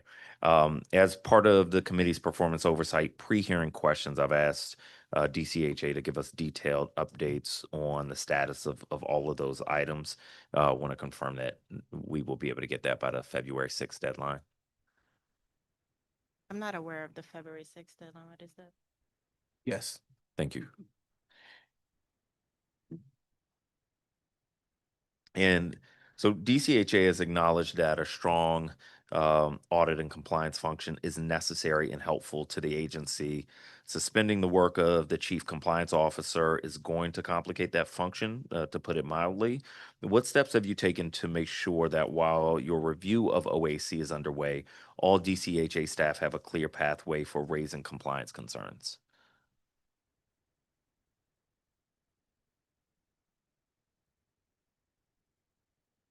So I think that Director Pettigrew also did note that there is someone who is in the role in an interim capacity. And so the work continues to happen and move forward. And so I think that that's kind of where we are in terms of ensuring that this work can continue. Is this a person from Venable that's in that role? No. Okay. No. Okay. Who supervised OAC matters prior to the new contractor coming on? That would have been Ms. Cooper. No, So who was over I'm top of sorry, that section, on an- over top of On an OAC? interim Oh. basis, it was the Deputy Executive Director, Nicole Wycliffe. Okay, and who is supervising OAC matters now? The person that Director Pettigrew mentioned. I'm sorry, who is over top of OAC now? Who in the agency? Is it still Deputy Director? No.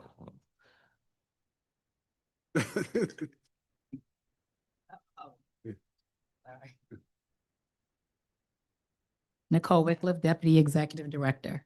Thank So currently there is a temporary person in there that Director Pettigrew mentioned, Randy, but that person still now reports to Chairman and Executive Director Okay, Pettigrew.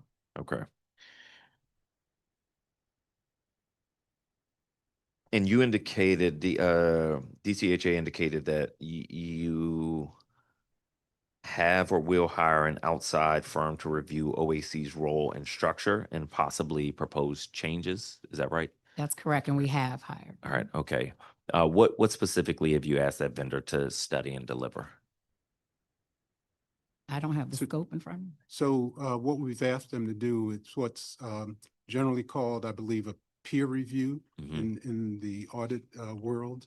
And that is looking at how the agency conducts its operations, looking at policies, procedures, and making sure that everything is in compliance with standard auditing procedures. And what's the timeline for that work? We can get back with that. Okay.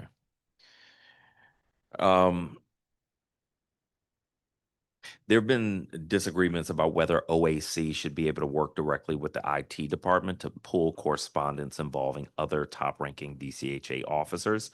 Setting aside the specific disagreements in the ongoing lawsuit, I'd be nervous about a policy that says that the internal auditor can only investigate the executive director or high-level staff if the executive director or those high-level staff okay it first. What can you tell me about the current plans for ensuring that OAC can conduct independent audits and investigations as the law requires?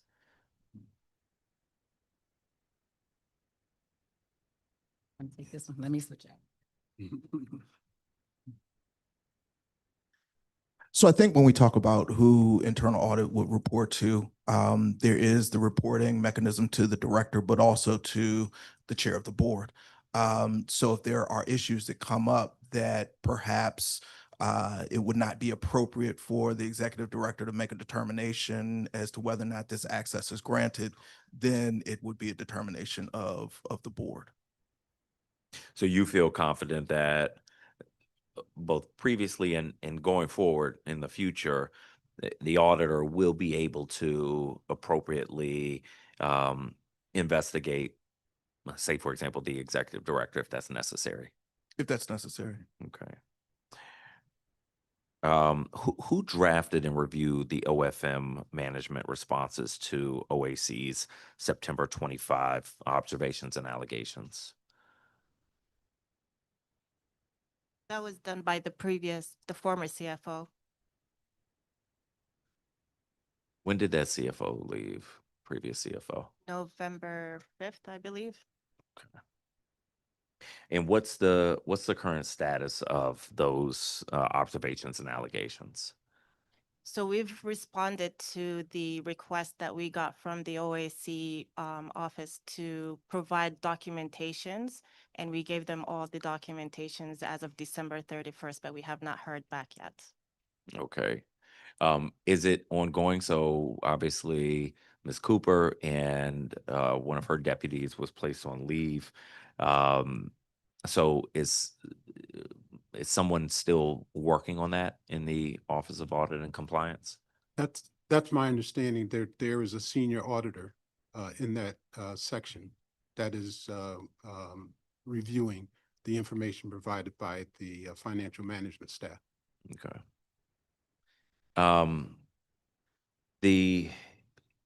So are the observations and allegations considered closed at this point or open at this point? From the board's perspective, they're still considered open. As I mentioned in my testimony, my understanding is that additional information was provided. The OAC is going to review that, and we've asked them to come back with their, final recommendations. And do you have a timeline for those final recommendations? No, we did not give them a specific timeline. Okay. And one of the things that came out during my questions to Ms. Cooper is that I have a good bit of knowledge beyond the written responses from the meeting that you had with my team and others on, I think it was Friday the 23rd. And so many of those responses were different than the written responses to that September document. Why the difference?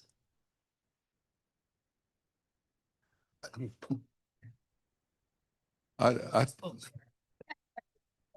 From my perspective, I think the former CFO had her perspective on these, and she responded the way that she felt like she needed to. We have subsequently, since I've started, we've looked at more of these things and we've evaluated these responses. And so we tried to give you a very forthright, straight response on Friday. And can you state your name and position for the record? Yeah, my name is Steve Nolan. I am currently a advisor, contract employee. I've been associated with the agency since 2010, in and out of the agency. Prior to my association with the agency in 2010, I was the CFO at the Atlanta Housing Authority. I was there for 11 years. And prior to that, I was an auditor with the Office of Inspector General with HUD. Okay. And I'll also add to that question. It's my understanding also in their responses, they were responding possibly to an actual question or the citation as well. So, and when we met, we went a little deeper, as Steve said, we were able to look into some. All right, well, let me turn to my colleagues for their round of questions. Councilmember Fruman. Thank you very much. A couple of things sort of up front. There were documents delivered to OAC on New Year's Eve. When were they requested and by whom were they requested? We had a meeting with the OAC department on December 2nd, I believe. And that's when they told us that they will be sending us a list of documents that they would like to look at. And then they provided us the list a few days after, and we provided the documentations by December 31st. Okay, so is it the documents that were requested by Ms. Cooper? Yes. Because that's the Yes. key question. Okay, so I guess I want to start before I get into questions with how the world looks like to me here. Director Pettigrew has always been clear and was clear today that when he came in, the house was on fire, and that we actually had no idea exactly how bad it was. And the alarm went off then. Unfortunately, the alarm keeps going off with, the most recent audit. So it has to make us nervous and wonder about what's going on and what's needed in order to turn this ship.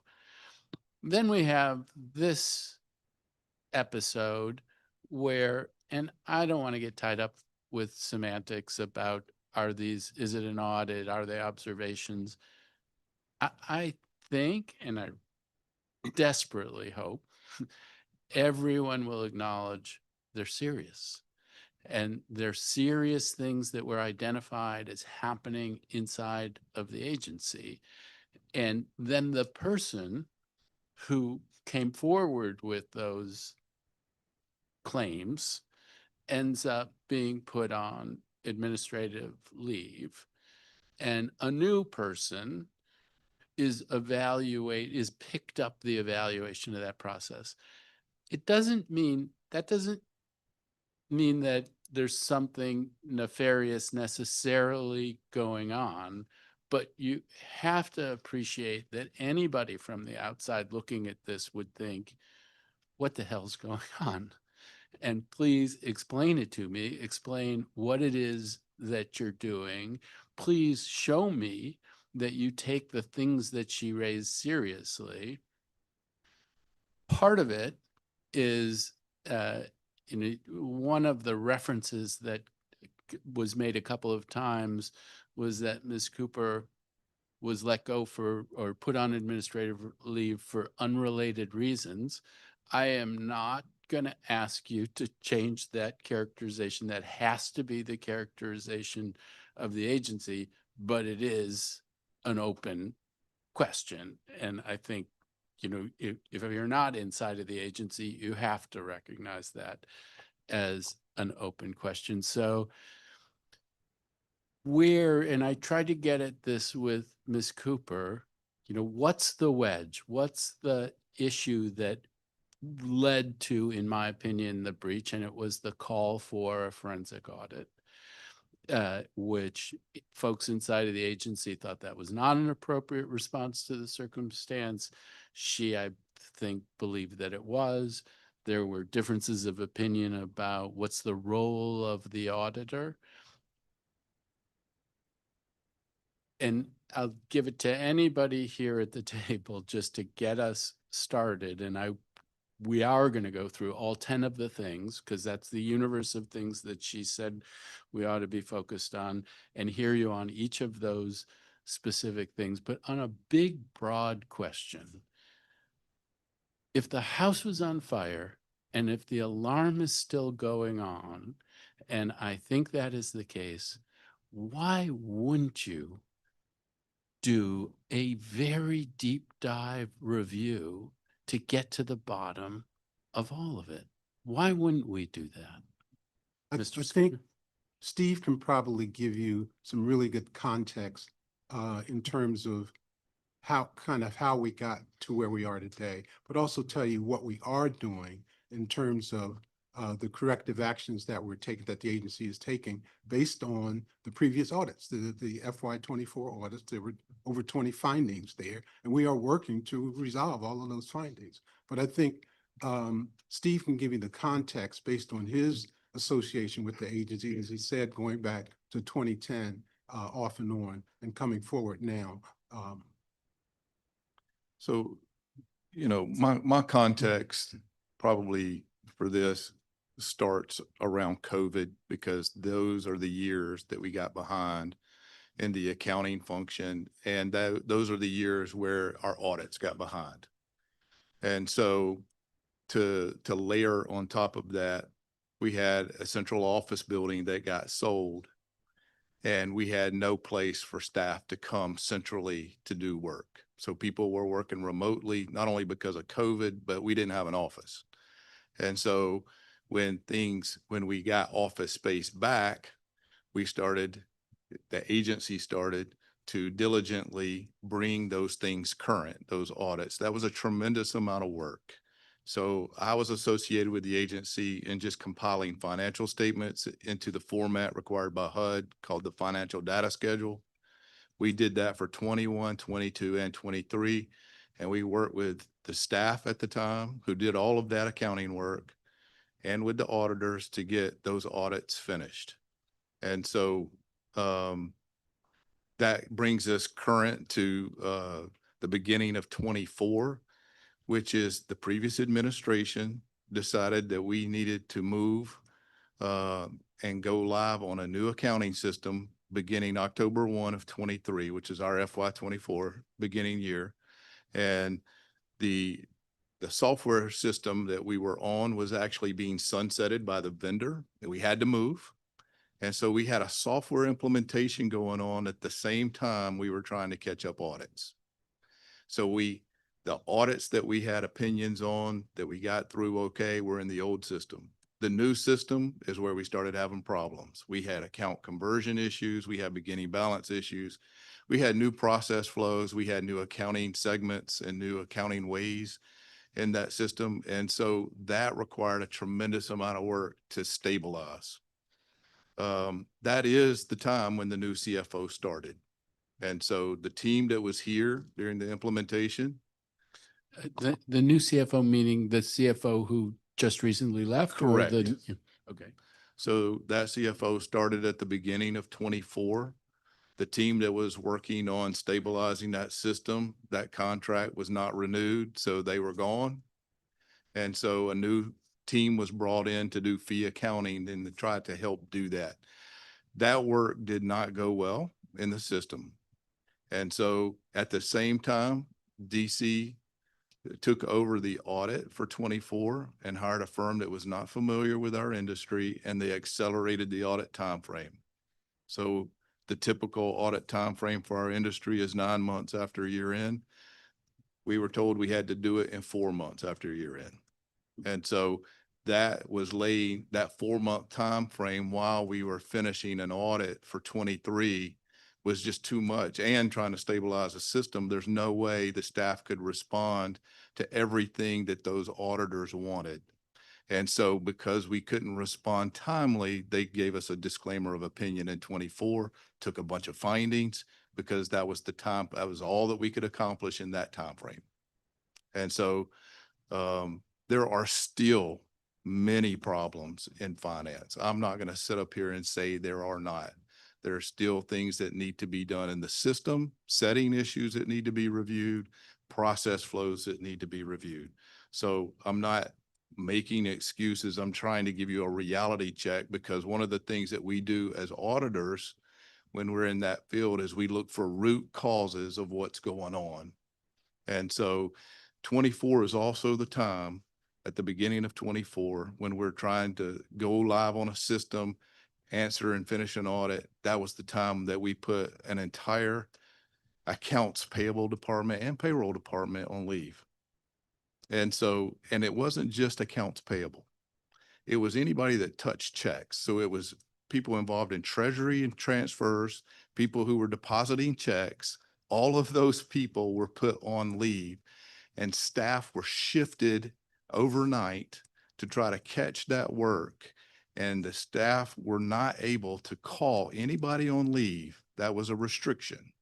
So they were trying to figure out what to do, how to do. And all of that happened in 24, which is the majority of this activity in this report. And So- if I could just Please, sure. so add to that, when you talk about staff being placed on leave, I think that's also an example of why it's important to be strategic about how we respond to these issues, right?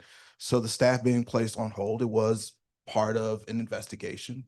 In hindsight, it might not have been appropriate to place all of those staff on hold, on leave. And so what happens is it caused more problems.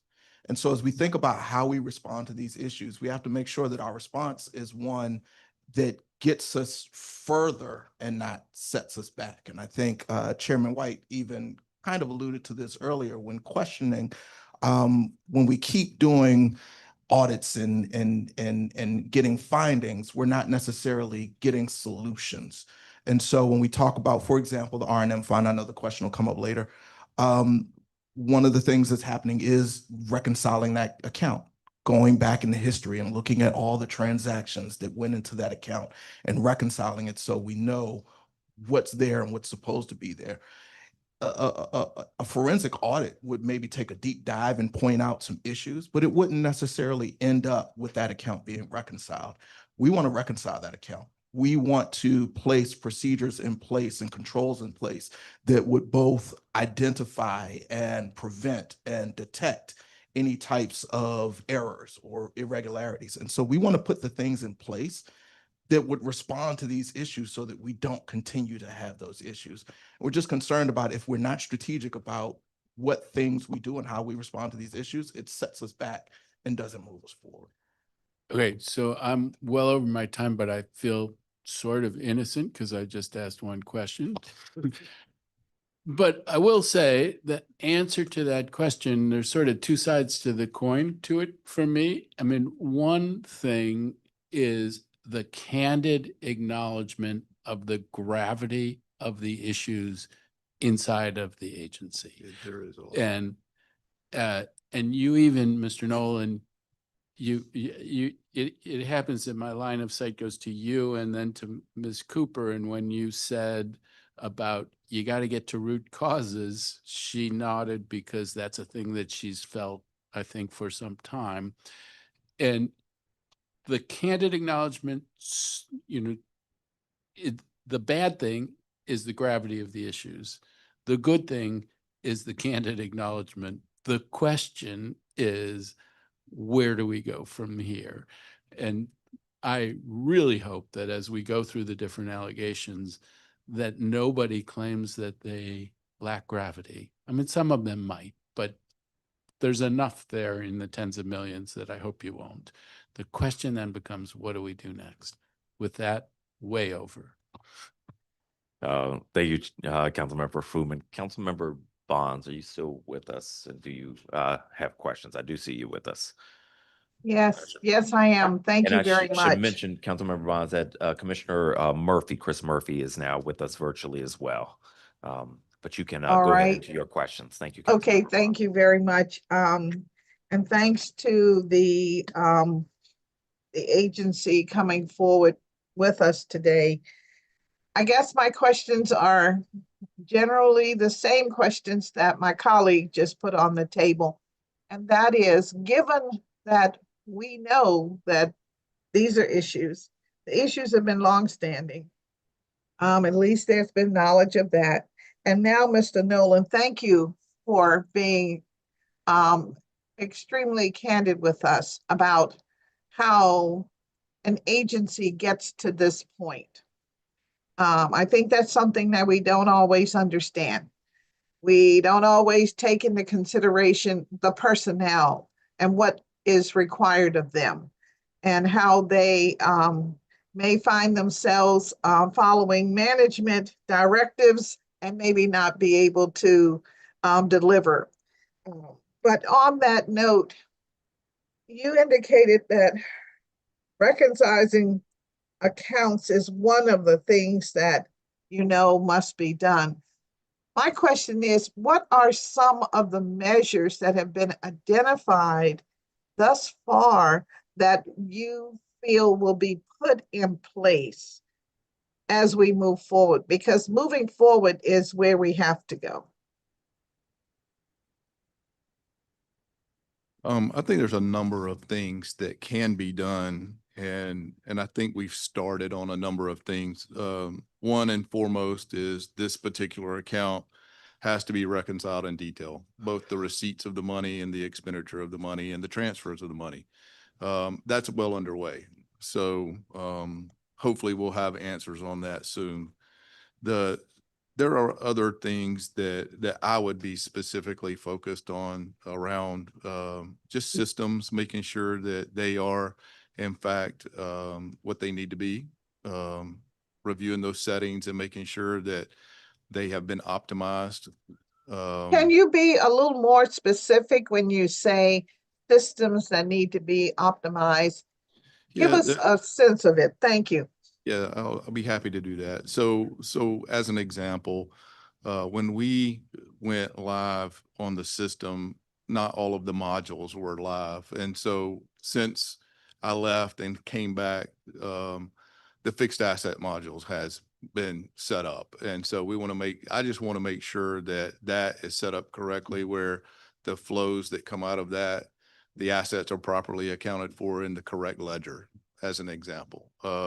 We want to make sure that all the beginning balances landed in the correct accounts and that the account mapping is correct. Because I think one of our issues that's cited here is an account mapping issue.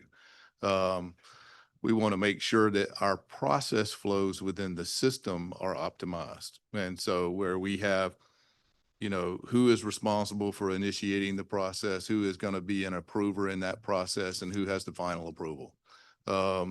Those are the kind of things I'm talking about when we say systems. So if that makes sense. And you have to remember, we moved from an old system that didn't have those things or only had those things partially to a system now that has those things. And so it's a new way of doing business.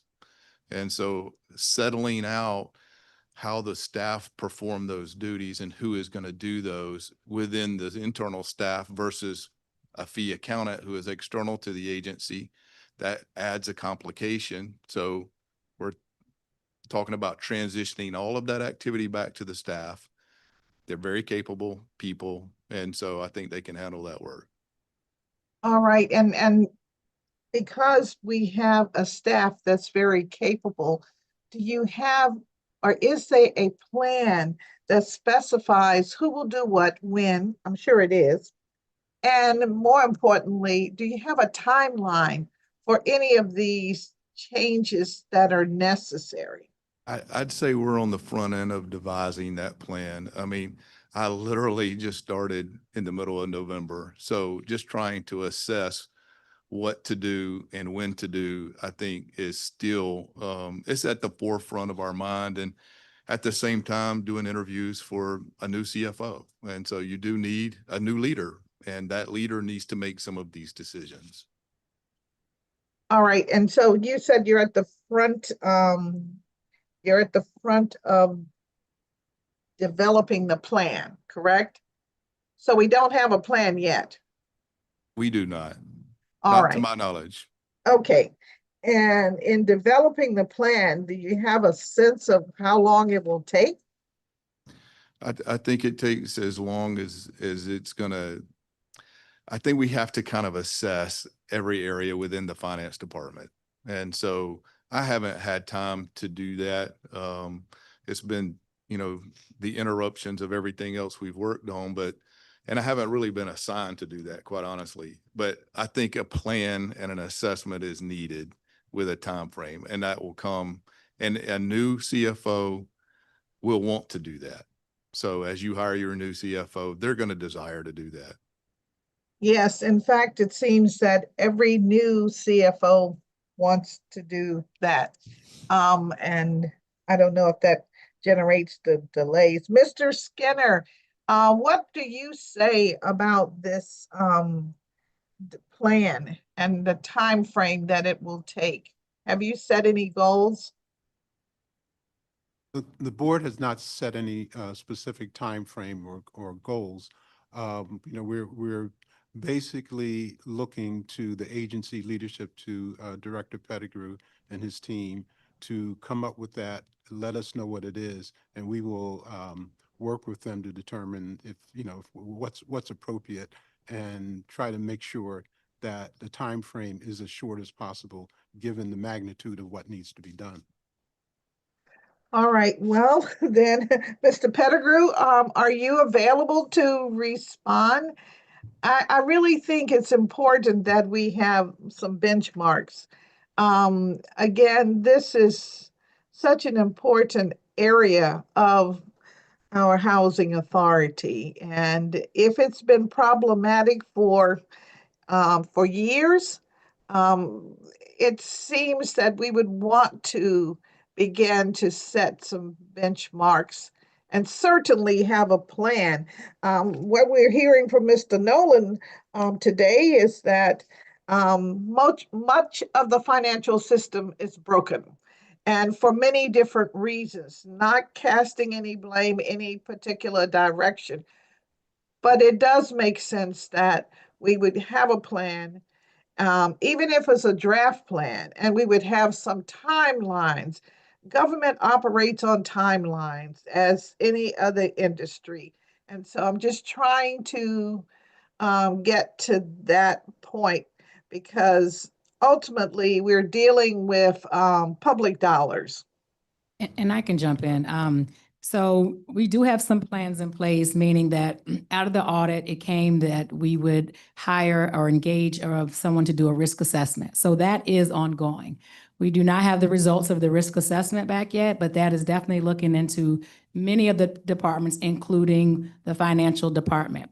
So as we get that report back, also the team, as they stated, have been doing a lot of catch up, right? When this administration came in, it was 3 years worth of audits behind. Audits were not done on an annual basis. Generally, the practice is do them on an annual basis so you know what to expect or you get in front of. So the agency was hit with 3, then 24 came, 4 years worth of do this recommendations at one time. So that also is a part of our roadmap. So in developing this plan, and we can get back with you on the timeline of when the risk assessment will be completed for this department, that will also help us to put timelines to the plan.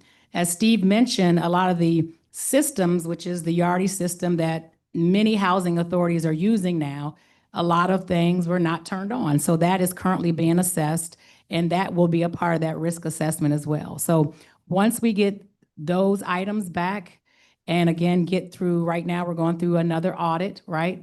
We've got a consultant on helping to catch up items while staff is now doing the day-to-day items. So that should end around June. Thank you for giving that. And then at that time, we should be able to develop and come back with timelines and plans.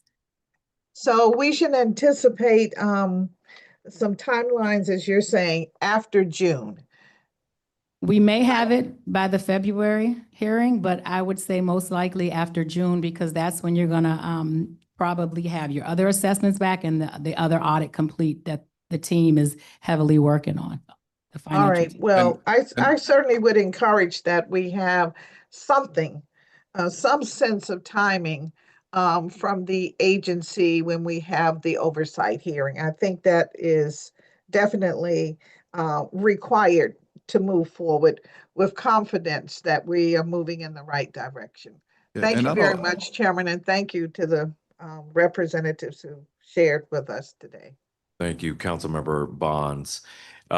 So what is the issue with a forensic audit? Why not just do this, get it over with? I think a couple of things. One, the AICPA really defines what a forensic audit is. And it is an audit that's really used for investigation and court purposes. I think if we want to talk about just a really deep dive audit, I think our concern there is, again, the same people who would be responding to the requests that you would get for a deep audit are the same people that are implementing some of the processes and procedures now and reconciling the accounts to try and get us to a better place. And so it hurts some of the progress that's being made. While there is timeline being developed, there are some really foundational things that in the FY24 audit that we found weren't happening. Things like month-end close, doing account reconciliations, things of that nature that are really foundational. We need to get those things in place, and they've already started implementing those things. And when you do certain things, they develop controls. So when you're building your controls out of your controls should prevent or detect where there are errors or irregularities. And so when you have good controls in place, then certain things that historically would come up in an audit, some of those things would be prevented or would be detected earlier on. And so we want to focus on putting those controls in place so that we don't have the issues, as opposed to having an audit that's going to come back and tell us a lot of things that we already know. And we still haven't done the work yet. So, all right, I take that answer. I appreciate it. One might say, though, the 2022 HUD audit was 3.25 years ago, and we're still talking about putting systems in place. So at what point are the systems going to be in place? Can I address that? The Yardi system, they started to implement that right before COVID. It got interrupted by COVID. And so the part that never made it onto Yardi was the financial aspect of it. And so the programmatic pieces were made and converted, and they were running on Yardi. And so the finance piece didn't happen until later. And so it was the finance staff were actually operating under two systems for part of their information for a number of years. And so that was the urgency of trying to get them converted over to Yardi starting in FY24. So when they came in and they said, hey, why haven't we finished this implementation? That's part of it.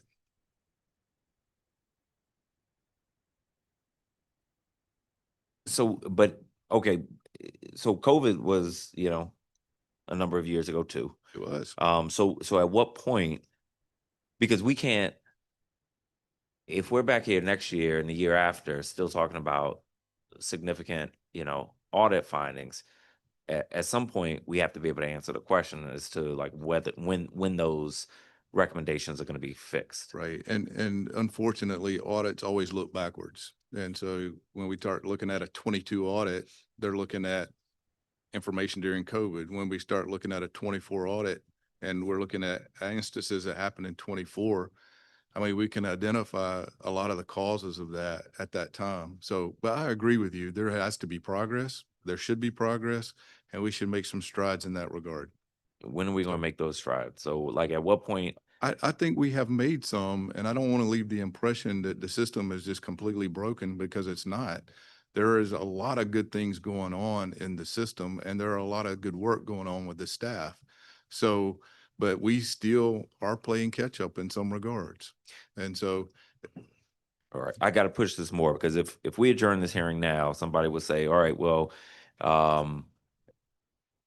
the board doesn't want to do, and the agency doesn't want to do a forensic audit, but nobody can tell you when the previous audit issues are going to be fixed. They're saying it's going to be a forensic audit is going to distract us from fixing what we already know is a problem. But now I'm trying to get a timeline on when we're going to fix the things we already know is a problem, and I can't get an answer there. So one thing I do want to note as we talk about timelines, and I think Steve has kind of also noted this. When we talk about progress, we have to also consider the 3 years of audits that weren't done. We have to consider that it was March, around the March timeframe, when we received the most recent OIG audit, and that was completed. And in that audit, it did also note some additional things, some issues that are being addressed. And so I think that when we talk about timelines, we do have to recognize, as Steve noted, there had a great deal of progress is being made, but there are still a great deal of issues. And so I think that when we talk about what does that timeline look like, I think that one, more than likely in the next audit, there will probably still be some issues. Part of that is because the audit looks at FY24, which was, I'm sorry, FY25, which was October 2024 through September 30th, 2025. The audit was done in March, so we're already 6 months into the year. So you won't see those changes reflected even in those first 6 months. And so as these changes are being implemented, there are things that are happening. But it does take time, and I think it is important that we establish those timelines. All right, so I mean, at very least, either a forensic audit or a timeline has to come forward. I gotta have one of those. We agree with the timeline. In fact, with the SB audit, or the OIG audit that was done in March, we talked about a timeline to address all of those findings. And again, a significant number of processes have been put in place since that time. But when you talk about reconciling certain accounts, and one of the reasons of the disclaimer of opinion is because certain accounts aren't reconciled, that does require a great deal of work going back, looking at historical transactions to determine what's missing and what's not. And when you put on top of that a system implementation where certain balances may not have come forward properly, that does take a lot of time. And so I think there are two parts to this. One is, are we putting processes and procedures in place to make sure that we don't continue to have these issues going forward? And I think that a great deal of work has been done in that area. But then there's the other side where you're going back and you're researching accounts to reconcile these accounts. That part takes longer. I think then, even beyond that, I think we're putting in place some foundational things. I think what we would like to see are us get to the place where we are implementing best practices. But first, we have to have foundational things in place. All right, I'm gonna keep moving, but timeline. So Chairman, can I say something? I truly understand your frustration. I think the board is frustrated too, because we want to see the same kind of progress that you're talking about, and pushing the staff to be clear on what they're doing and the time frame. So what I'm looking at now, I have a matrix that was prepared by the staff with all the audit findings from the FY24 audit, with an update of where they are in terms of making those corrections and the timing. And then unfortunately, on the timing issue, it says it can't be completed until the FY25 audit is done, which is the June timeframe that was talked about earlier. But what I'd like for the staff to do is to complete this matrix showing all of the findings, give an update and be clear on exactly where we are and what it's going to take to correct the findings and a specific timeline. I would appreciate that by the time we get to our oversight hearing, which is more than a month away, so that should be plenty of time for timing. But could you give me an example of a recommendation that can't be addressed until after the next audit is done? And they are, these are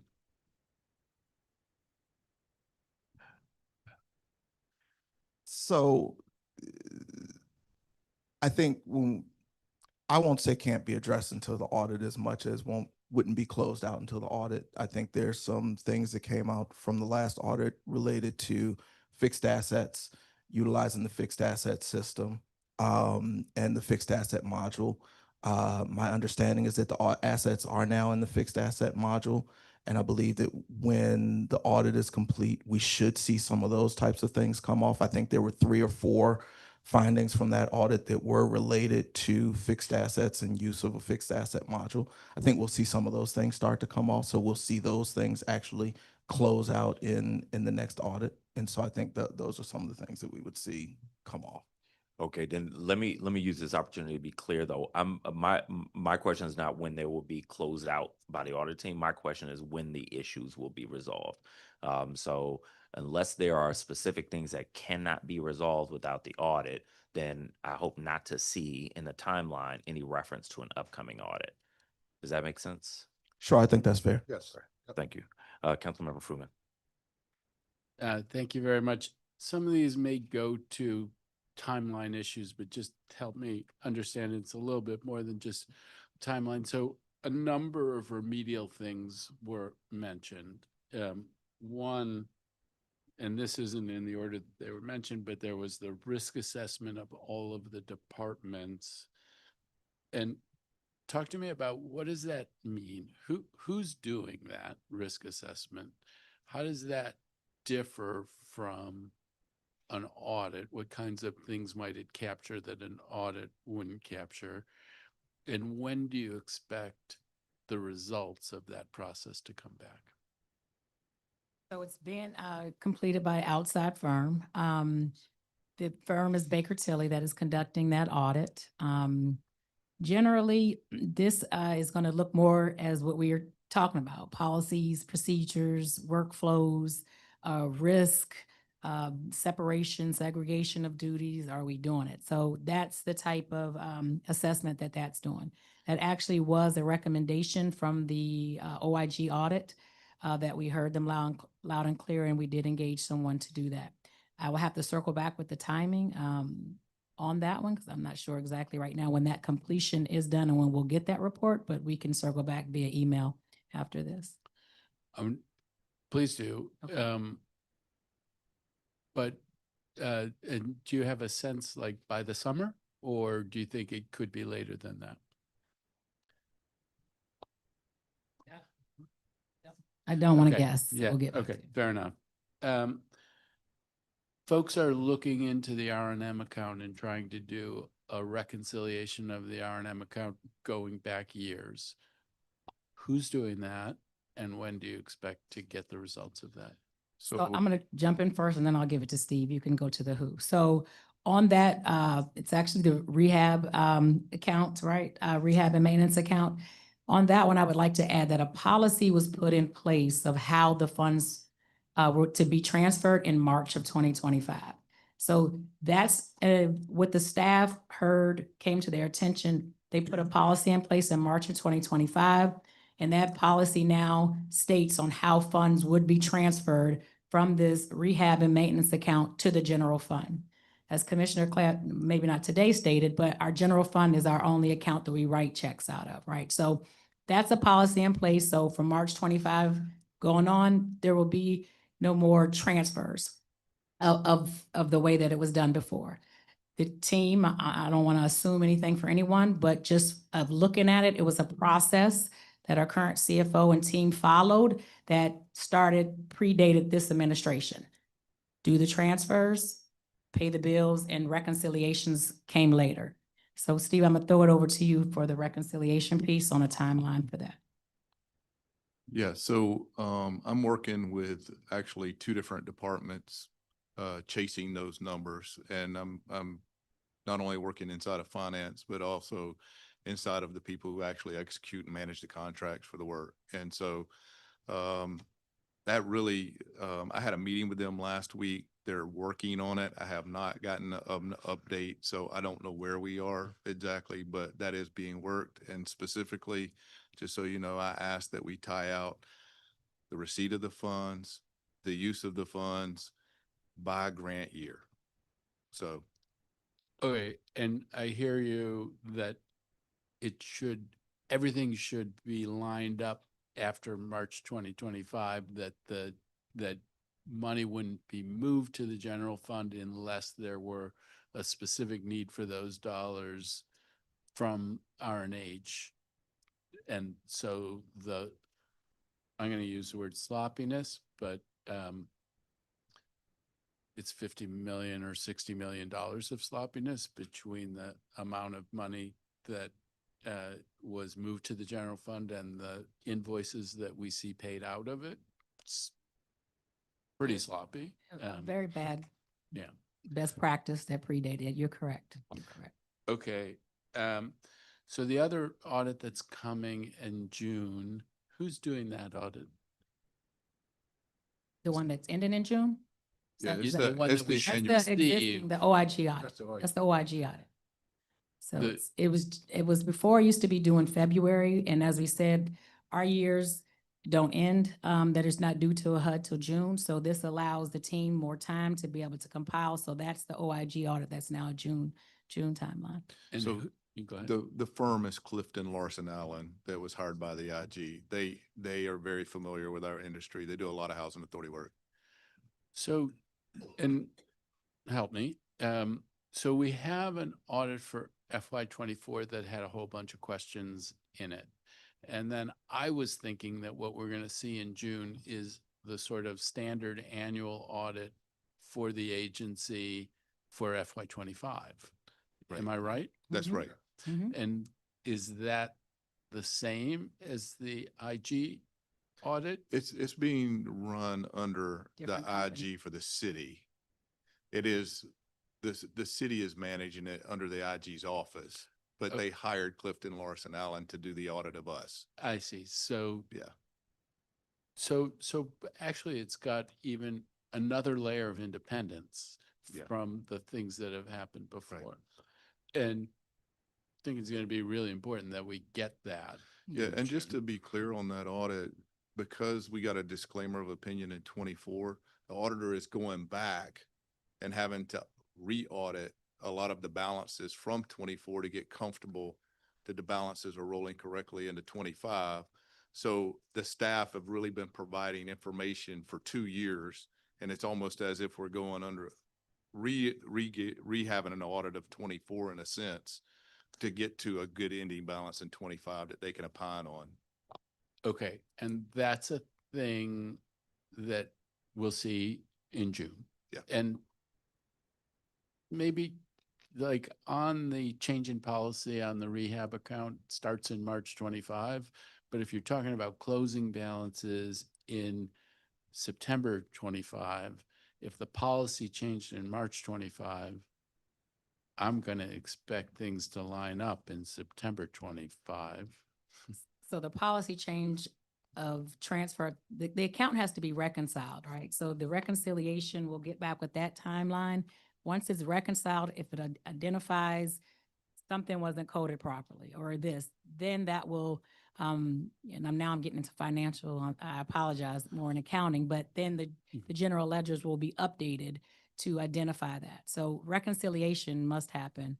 I mean, I may be getting into the weeds, but go ahead. If I can help, that's kind of what I stated earlier, like two parts. One is correcting the process so it doesn't continue to happen. But then the other part of it is going back and looking at what's in the account so that it matches. Like you have all these historic transactions that hit the general ledger a certain way, and you have to reconcile those so that they match That's different from putting a process in place to make sure that it doesn't continue to happen or get worse. So the process in place is in place so it doesn't continue to happen. So you won't have any more transfers from the R&M fund to the GL that aren't substantiated by an invoice. But that doesn't mean that all of the account is reconciled. Okay, so, I mean, you do, that's helpful because I love numbers. And I guess I thought that at some point somebody would say, well, we've transferred 60 million more to the general fund than our rehab invoices for. So the next 60 million in rehab invoices, we're not going to make any more transfers to the general fund, but that's not the way it'll work. It's that no more transfers will go until there's a accompanying invoice. But if there were $60 million that had been transferred that weren't used, that fact will be identified through this reconciliation. Yes. Okay.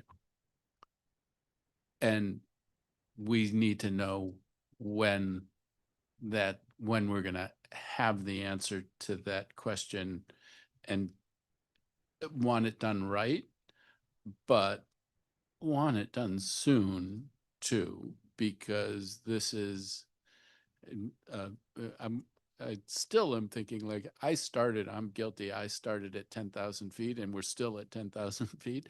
I do want to get to, each of the 10 things.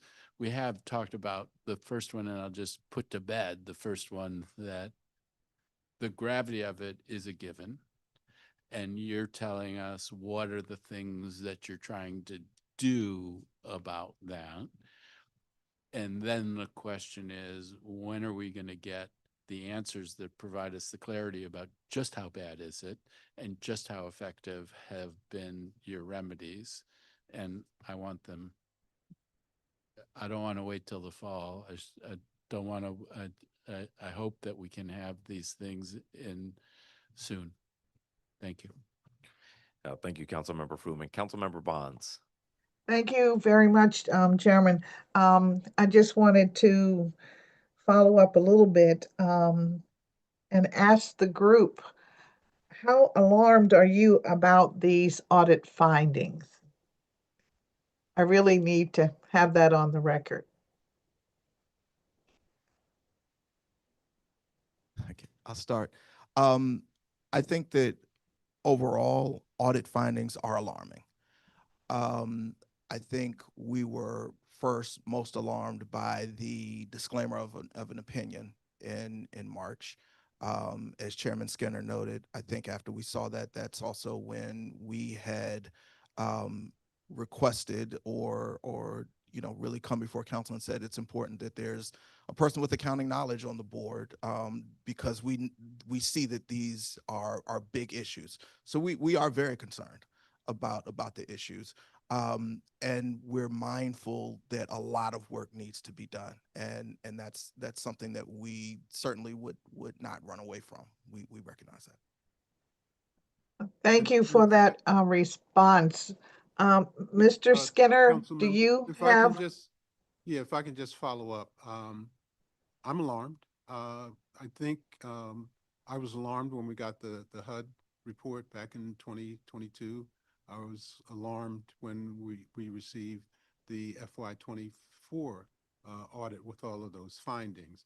And again, we've been looking to the staff to provide us with answers of when things are going to be done, who's going to do them, and we're still, to some degree, looking for those. But I don't want to forget the fact that, as has been said, a lot of work has been done, and we've said over and over how deep a hole we were in, and we're climbing out of that hole, but we're not quite there yet. But again, I am as frustrated as the council is in terms of trying to get to specific answers of who's going to do what and when. Well, thank you. I think more than the council being frustrated, the council just wants this to be fixed. And of course, it has to be fixed within the systems that we have available. So I appreciate getting a feel from the agency as to where you are and your feelings about it.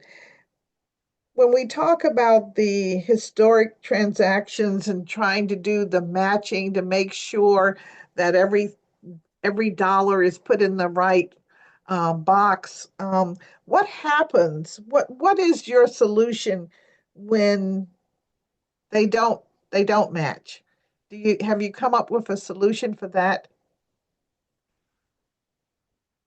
The recommendation from the auditor was to write off these transactions or reverse them in our books. So we have been doing that right now.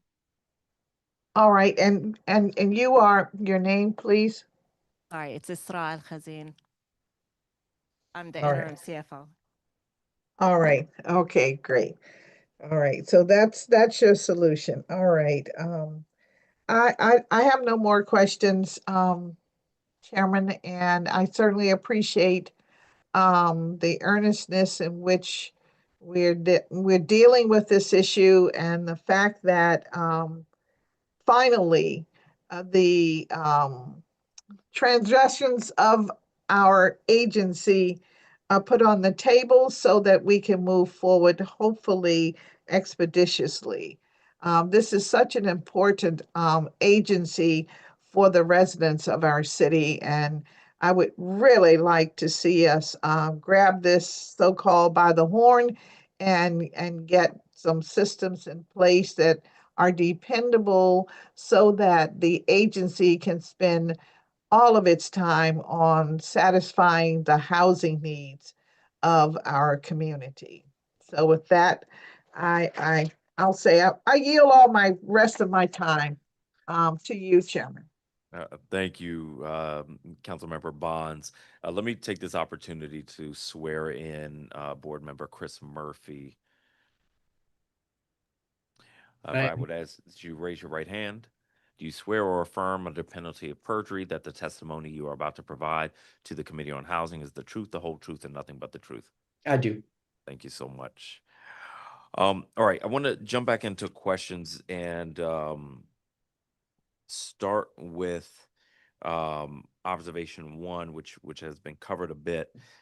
This is the observation that Office of Financial Management staff pulled funds out of the agency's repair and maintenance account without adequately ensuring documentation that it was being used for the appropriate purpose.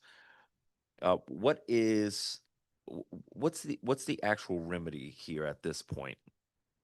What has the agency changed about your operations here?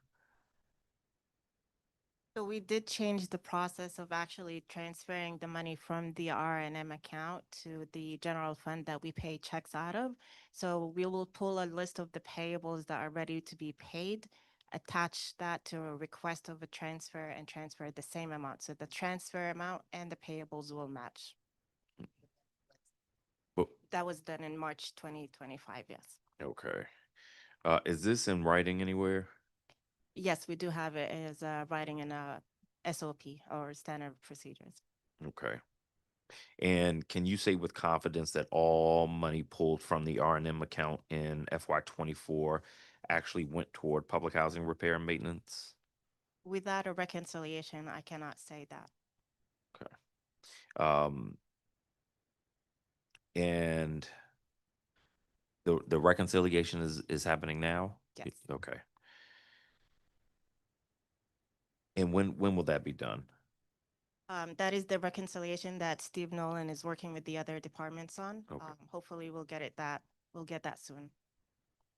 As soon, like weeks or months? I don't know. We'll get with Steve. I'm sorry I had to catch a flight, but we can get with them and circle back via email on this. But we're thinking, I don't even want to throw out there. So I'm thinking months, but probably not weeks, because you're going back to fiscal year 21. I mean, you're going back years in documentation that I'm not sure we can pull out the other system. Okay. For observation 2 regarding segregation of duties, this is where $45 million of the $98 million transfers discussing the previous observation, these OFM management made the transfers online and forwarded the bank transfer confirmations to the same OFM staff to use them as part of the supporting documents for journal entries. I read OAC's assessment to indicate that management encouraged finance staff to use their own initial transfer requests as documentation when there should have been some other kind of supporting documentation put in the record. Have you spoken with OFM staff about their concerns on this? Yes, Ab- we about your did talk about concerns? this. Mhm. Okay. And what's the remedy here? What is different at this point going forward? Yeah, so right now we do have like a different procedure of doing transfers where we have one person requesting it, one person approving, and another person doing the transfer, which is the treasury. And that would all be in writing, and it would be done at the moment of the transfer or the request for the transfer, not days later. So it would be segregated, different people doing it. And I'm sorry, somebody making the request, somebody doing the transfer, and then what else? One person doing the actual transfer from one bank account to another. Okay. And does that meet best practices, industry best practices? Yes, Okay. And that is in writing somewhere? yes.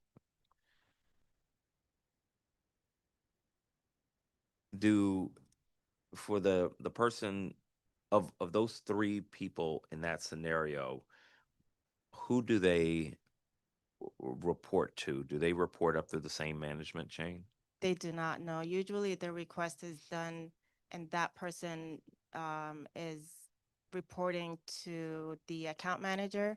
And then the person who's approving would be the account manager themselves or the CFO or the deputy CFO. The person who's doing the transfer is the treasury analyst. And that's in a different department? Yes. Okay. Oh, no, it's within OFM, but in a Okay. different, yes, different So, section. okay. And that qualifies as an appropriate check? Yes. There? Observation 3, post-dated transfer requests. This is where the observation that OFM management completed a $5 million transfer on April 15th of 24. Then when the relevant line staffer returned from vacation, they had her complete a form on April 26th, so 11 days later, 2024, when ordinarily that form should be completed before the transfer takes place. Backdating the transfer form was a violation of your standard operating procedure. Is that right? Yes, usually they're not supposed to backdate. So the process should have been that they actually put in the request as the date that they were requested to fill out the paperwork. But it was perhaps misinterpreted to backdate it. Okay. And they did use the same form as when they do an initial request. So this was a misunderstanding by the line staffer. I believe so. Okay. Yes. And I'm sorry, let me go back again to what should have happened. So they didn't, The staff was on leave. right, but before that, so Right. when the $5 million transfer was done, staffer didn't do the appropriate form. What should normally happen at that point? Let's say the mistake has been made, like here. What should have happened? So the person who did the request should have either written a memo or put Okay. in a different form asking to just as paperwork as supporting documents to use for that transfer. Okay. And when they completed the form, who did they give that to? They gave it to CFO and to the deputy CFO at the time. Okay. And the CFO and deputy CFO didn't flag it and say, hey, this is backdated. You shouldn't do that. They probably did not notice it, but I can't speculate.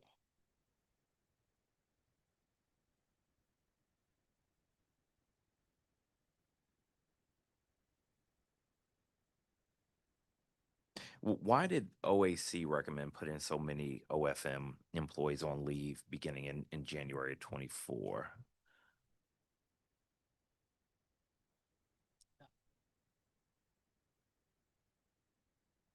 I apologize. I'm looking around to see if that's something we can speak about. If you're asking us why OAC did that, we can't speak on their behalf, but I mean, that's the recommendation they gave OFM at the time.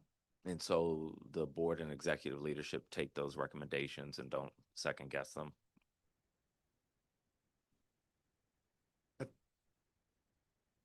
I think that was a, sort of a day-to-day transaction within the agency, so the board was not aware of what was going on there. How many DCHA employees are currently on administrative leave, paid or unpaid? We can get back to you. I don't have that exact number right now. Okay. And has the board reviewed any and all financial management procedures adopted by OFM since the first half of 2024? No.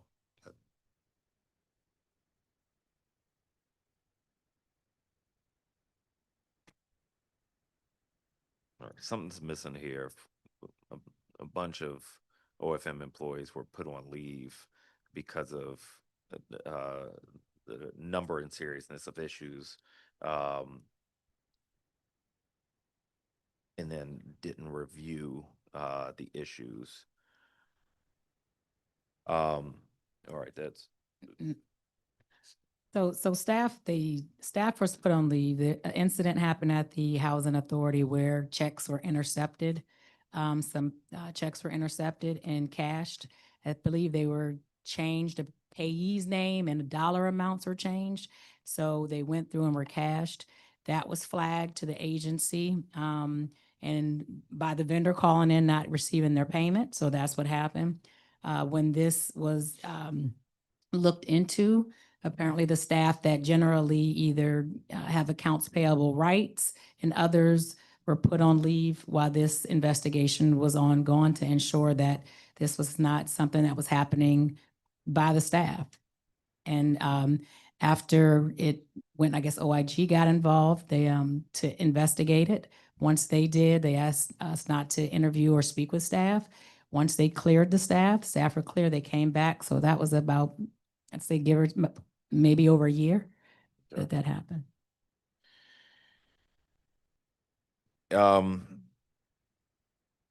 So those folks are back. Yes. Okay. And does the executive team or the board have an understanding of what happened with payees' names being changed? We don't, I believe. I mean, it's no. I know that our police department looked into it. It got referred to MPD as well. So besides checks being possibly intercepted in the mail, is what our thought process is, and changed, and that's all we have. If I can, the OIG has not issued a final report on it, so we don't know. They really took over the investigation, so we don't know. Okay. All right, let me turn to colleagues, Councilmember Fruman, if you have more questions. Okay, thank you very much, Chairman White. And now we are working our way through these specific things. On the observation 2 segregation of duties, and there's a new procedure in place, and there's got to be a requester, an approver, and a transferer. But I mean, is it, and that's good. Is it the case that there were times when there weren't a requester, an approver, and a transferer, so that there's something to this concern that was raised by OAC, but you believe that you've remedied it? Is that fair? I believe a segregation of duty has already been a process, but at that time when that happened, that might have been an isolated situation, but we've always had a segregated duties for when it comes to a requester and approver and transfer person. But there may have been a breakdown in There that. might have been an isolated situation, yeah. Okay, and then also on observation 3, the post-dated transfer, again, a belief that shouldn't happen. but may have been an isolated or could have been some isolated instances, but shouldn't, but also kind of a valid thing for somebody to raise, like this happened, you should know about it. Correct. Yeah. Okay. Then moving to observation 4, and this is the inconsistent payment of retirement monies by OPM, and this is the $483,000. It sounds like this is another one that could talk to me about what was the response to this issue. To what extent was this a valid observation that needed to be remedied, but you believe it was remedied, or to what extent do you think it's not an accurate observation? Sure. The payroll manager was one of the 5 that were put on leave, and he was the one that usually does this transaction and sends it to payables, accounts payable, to make the payment. So the payroll manager is not there, accounts payable is not there. That's where the process broke. And again, part of what I'm trying to do here is, I mean, the way I see the dynamic is there have been real issues. The question then is, what's the appropriate response around which there may be differences of opinion, but trying to get to make sure that I accurately understand where there are issues and where there might not be. Observation 5, posting of non-employee stipends. And again, this is one where it's not a lot of dollars, but it's looks like another one where there's folks looked at it and said, yeah, that was a problem, and then fixed it. Yes, this was because of the software conversion. We had a software conversion for UKG, and at the same time for ERD. UKG is our payroll system. And so the mapping of GL accounts from one to the other was not done properly or correctly or used the correct GL. But ultimately, when we calculate the total of salaries and benefits, it all falls under the same category. So this was where a fringe benefit was marked as, what's the title of it again? Yeah, the administrative rent-free temporary apprentice, which still falls under the same salary category. And so once we were like informed about it, we made the correction with the mapping, and it's no longer an issue. Okay.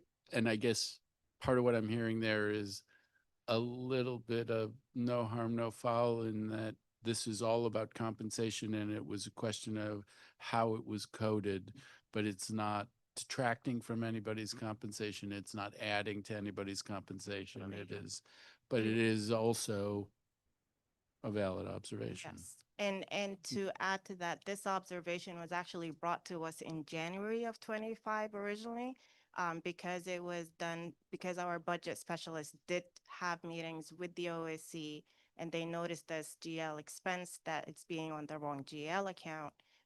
And we did, OSC did investigate and ask us for multiple of documents, including the payroll register for the whole agency. And we actually did not hear back from them saying that there's still some concerns with it at the time after we fixed it. Okay. And then observation 6, the delay in depositing checks to the bank, like that sounds like a little thing. Like I've had a check that's sat in the drawer for a while, but we're talking about $2 million in checks. Yeah. Like, and didn't, well, so what's been done? This is true. The $2 million sat in. I'm not sure about the amount, but it sounds like could be somewhere. I mean, I think it was 1.438 Yeah. that was already 90 days old, and 0.67 million that was getting pretty close. So it maybe isn't 2 million that is already stale, but 1.4 that's stale, and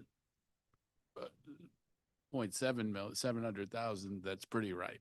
So wouldn't you see those missing dollars? Wouldn't you be expecting, aren't in an accounting system, as dollars are flowing in, they don't come in out of nowhere. Like, that you have a sense of what the dollars are that are supposed to be coming. Why didn't anybody notice that you're 2 million behind? Do you want to go ahead?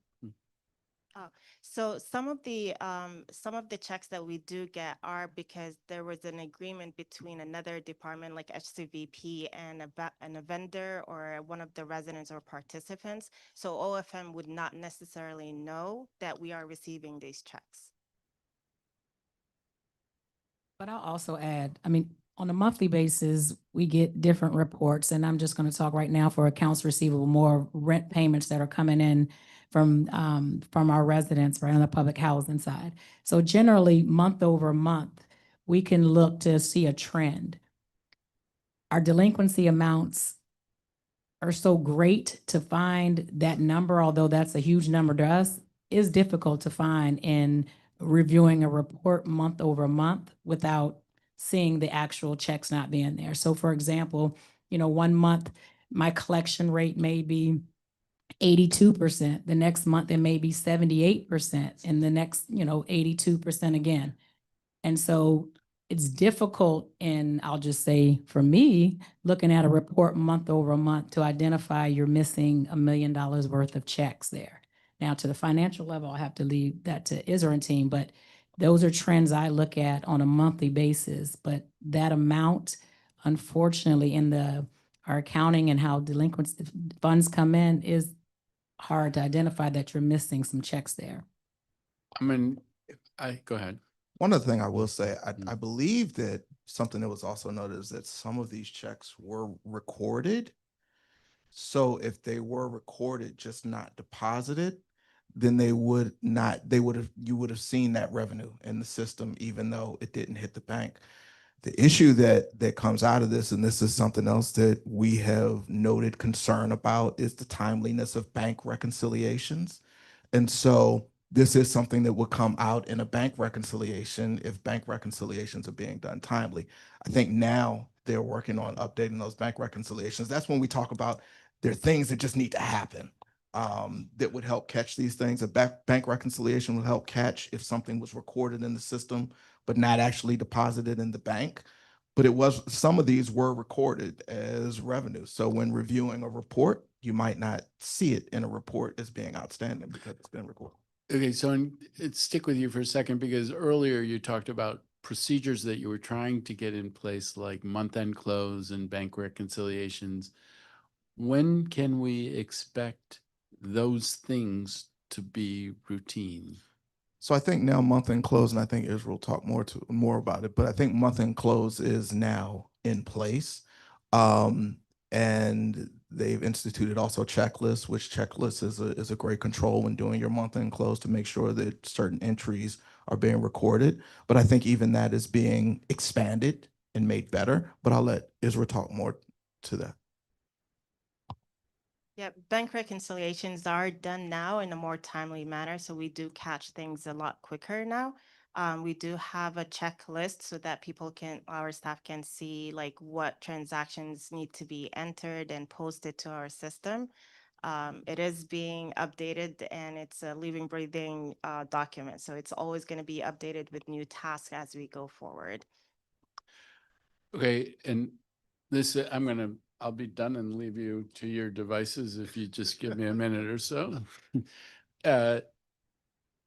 Bank reconciliations, when did you start doing these? When you say in a more timely manner, how long does it take to do a bank reconciliation, and when did you make progress on that? So that's the reason why we engaged with BDO, so that they can catch us up with like reconciliations that were not done previously.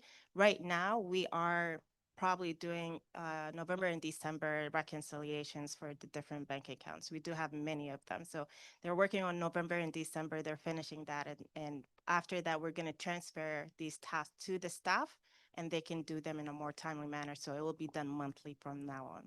Okay, so I am going to go. I will say, hearing that $2 million disappears in the noise of rent delinquencies, I do not doubt it from everything that I've heard about what's been going on out there.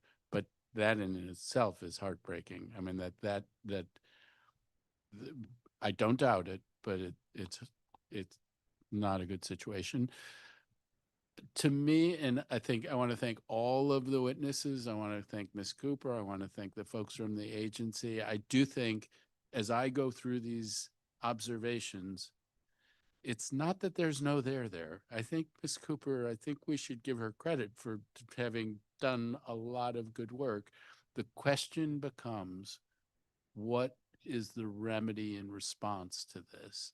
And that's a question that everybody's got to chew on. I'm chewing on it. But I do think it's critical that everybody take very, very seriously where we're at and how we got here. And then the question is, how do we get out of it? Thank you, Councilmember Fruman. Let me move to observation 4, which is inconsistent payment of retirement monies to OPM. So here, DCHA was supposed to make federal benefit contributions based on the civil service status of certain employees. In its initial written responses, management argued that OAC was wrong and DCHA was not subject to those contribution requirements. But once OGC and the board got involved, they changed their tune and acknowledged that OFM handled these payments incorrectly. They now argue that the key accounting lead who used to handle these contributions was placed on leave for a number of months based on outside investigations, and that kind of disruption led to errors. Have you updated your standard procedures to account for the federal contribution requirement described in observation 4? Yes, we have. Okay. And is that in writing somewhere? Yes, it is. What gives you confidence that there won't be a repeat of this? As long as we're in the administration, it's probably not going to happen again. But as far as like for if new administrations come in, we would have that as part of the transition so that they are aware of certain things that are in place. And it'll be a written policy and a procedure so that they can see it. And the policy is in operation now? Yes. Observation 5, posting of non-employee stipends to employee benefits. OFM charged money from OAC's benefit compensation account for a non-existent category of workers. OFM didn't notice the error until CCO Cooper brought it to their attention in her role as a department manager. This is one where we've heard from the agency that the switchover to Yardi from an old accounting system resulted in erroneous mapping of accounting codes, which led to the mistake. It seems like the only reason this particular computer system transition error came to light was because OAC leadership happened to be paying attention. What makes you confident that there weren't other errors such that there should be a more fine-tooth review here? Since the payroll manager came back, he has been looking at the GL accounts to make sure that they are being recorded correctly. But as far as we know, there has not been another incident. How does how does the agency charge money to a non-existent category of workers? But that's that is the explanation we gave, that it's not that it was charged to a non-existent category, it was charged to the wrong GL account. Okay. And you have been able to identify why that happened? Yeah, but because of the mapping. Okay. Yeah. Observation 6, delay in depositing the checks into the bank. Councilmember Fruman was just talking about this one. What are the underlying issues that led to untimely check deposits? So initially it started with because the treasury analyst who does the deposits was put on leave. She was one of the 5 people that was on leave.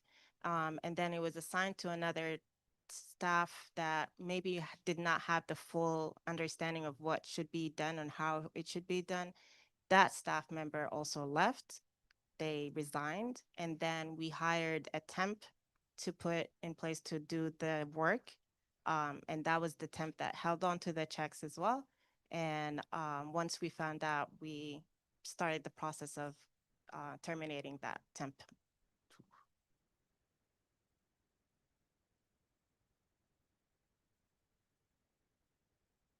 How do you resolve this issue so that it doesn't happen in the future?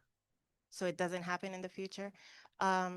Well, the process now that we have, and it is part of the written procedure, is when checks do get delivered to the OFM department, one person that opens the mail will log in, put an Excel sheet, and log in all the checks that we received, then send them to the treasury analyst to deposit them, and they can mark off what checks were deposited and where they were deposited.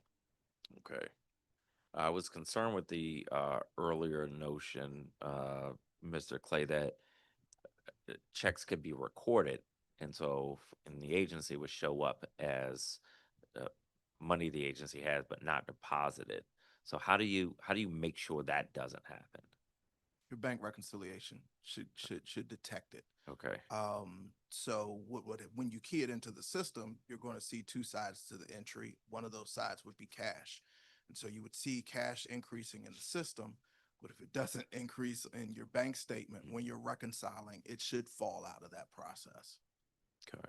And how often is that done? Or should Bank it be done? reconciliation should be done monthly. Okay. Is that happening now? Yes, it is. Let me move to observation. If I may, I do want to point out one thing, because I do want to note that a big control when you talk about the control environment of an organization is going to be the knowledge of your staff and the knowledge of your team. And one of the things we have seen in some of these findings, that part of it is that there was a massive loss of people with knowledge about processes and procedures. And when you have a number of people that are not working, especially when it happens very quickly, then you do kind of create an environment that is more risky for these types of things to happen, because you've lost your knowledge. And I think that the process that you can put in place is to make sure that you document your policies and procedures as clearly as possible, so that someone can come behind and follow. And that's what OFM is doing.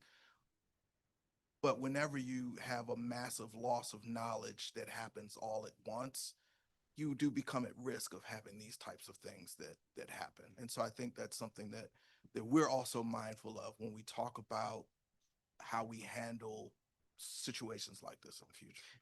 I want to make sure I understand what you're suggesting. What are you suggesting should happen differently in the Not future? necessarily anything that should have happened differently, other than it's just when we talk about what caused this to happen, part of it is you didn't have the knowledge in the organization. This goes back to a couple of observations before, also when the entire AP staff was gone and you had $483,000 that was not paid because also the payroll manager was gone. You just don't have the knowledge in the organization. It's gone. The people who do these jobs. Get it. every How day. do we fix it? Documenting your policies and procedures, which is what they've done. But even with that, it becomes hard to manage those types of things when you have a massive loss of knowledge. And I think the agency has done what it can to make sure that these types of things don't happen in the future. Let me move to observation 7 on the unusual transactions in the bank statement. This is where $1.1 million for online transfer cash reconciliations, a wire transfer of $300,000, and a payment of $15,000 to a summer camp. OFM's response basically says that OAC was wrong to be concerned by these transactions without really explaining why they were okay. Why was that satisfactory to the board? Why was the response here satisfactory to the board?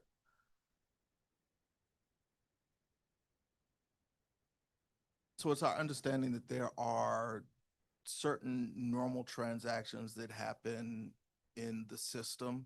I think this is one of those where we do want more information about what it is. And again, when we received these, we did request the follow-up, the documentation that supports some of these responses. So this is still an open item.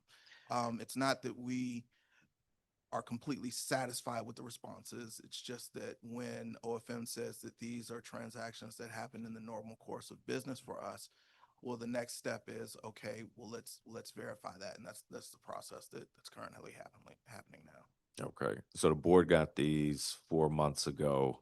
What was the $1.1 million reconciliation line item about?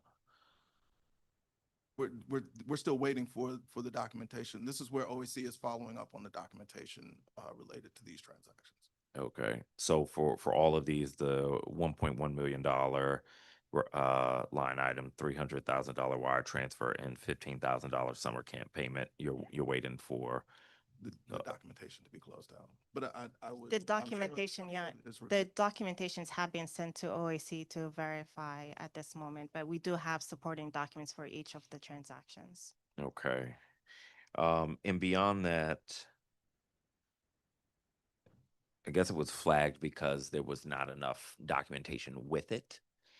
I think it was flagged because the transactions are not usually made out of this bank account. Usually we use the general fund bank account to make all our payments, but this one, some of them were transfers and wires, and so we were able to make those transfers and wires immediately from this bank account. So that was probably why it was flagged as unusual. Okay. So when it was done though, there was with it an explanation of what it was for. Yes. Okay. So we'll get more information on that. What's the timeline for that? So, well, the OFM has provided the documentation to OAC, but in terms of an explanation, we can provide that before they close it out. I don't think there's a problem with doing that. But the timeline, we are awaiting OAC to complete the reviewing the responses from OFM. Okay. We don't have a timeline. Observation 8, the unreconciled bank account. This is where OFM reconciled away $22.6 million balance related to capital fund grant amounts versus project specific amounts. They attributed the big swing partly to a Yardi glitch. Also suggests that the accounting firm BDO is continuing to do some work to reconcile these amounts.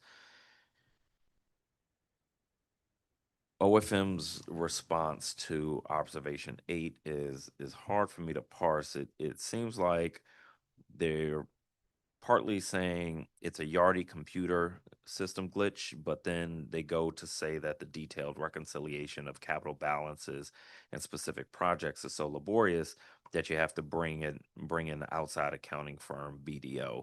So when will these capital fund amounts be fully reconciled? Just to clarify, this 22.6 is not part of the capital expenses. So when we were doing the conversion from one software to another and they're moving beginning balances, they might have put it in a different GL account or property code and GL account. And once reconciliations were completed, they realized that this 22.6 million was not a necessary transactions in our book because the reconciliation was completed, and therefore they would have to reverse it. And that's when it disappeared. Wait, so how do you get to the bottom of it at this point? Like track down that money. So the reconciliation was completed for that period, and that's when the transaction that was entered into the system was deemed unnecessary. All right. I'm lost. I apologize. All right. So when you transferred, It sounds like there was a wrong entry in the system. so when you that transferred was to the then- Yardi system, that's where the glitch happened. Is that right? It might have been a glitch or it might have been just a wrong entry to start Okay, with. yeah, whatever it was, that's where it happened. Mhm. Okay. Um, so, I'm still lost on how you reconcile this. When you do the bank account reconciliation, so we'll match whatever is in the GL with the transactions that happen in the bank account. Okay. And you were able to match this exactly, or was there like some big ambiguous number in one place and some big ambiguous number in another place? And you said, oh, that must be the So when issue. they're moving, when they put the beginning balances in the Yardi, it would be one big amount. And so that was the one big amount that was there, and then it was reversed. So as far as the agency is concerned, the amount is reconciled. Correct. Okay. Okay. Um, let me move to allegation one. I'm only going through a couple of the allegations. This is where the OAC reports that there have been an allegation of failure to distribute penalties for workers after DCHA's contractors violated prevailing wage laws. $167,000 in penalties collected from contractors by the Housing Authority going back to 2016 remains undistributed to the workers who should have gotten it. So OAC's documents here include a pretty specific penalty balance that someone alleged OFM was holding on to, approximately $167,000. Have you gotten to the bottom of this? And if you would introduce yourself for the record, please. Hi, my name is Jean Somerville. I am the Senior VP of Procurement and Contracting.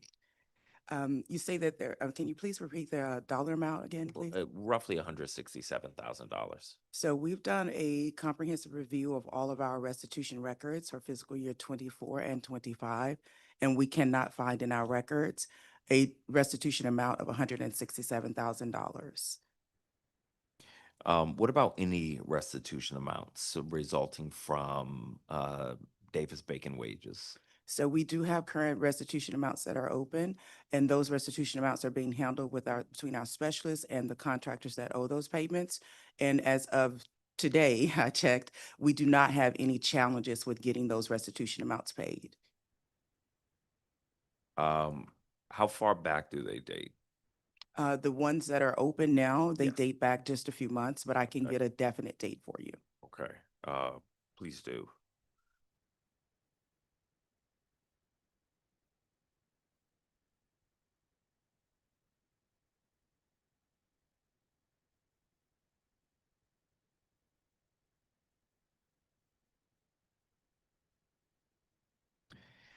There's another allegation of housing choice voucher funds being used for other DCHA operating purposes.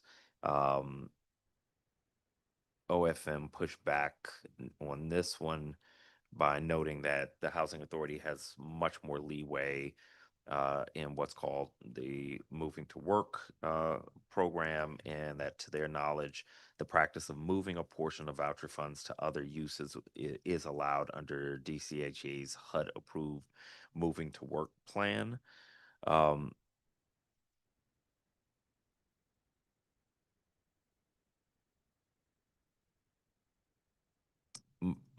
my understanding, ignoring my reading of the tone in this response so that I'm staying focused here, is that OFM doesn't see an issue here. Is that still the conclusion, or is that the conclusion? Yes, that is correct. Okay.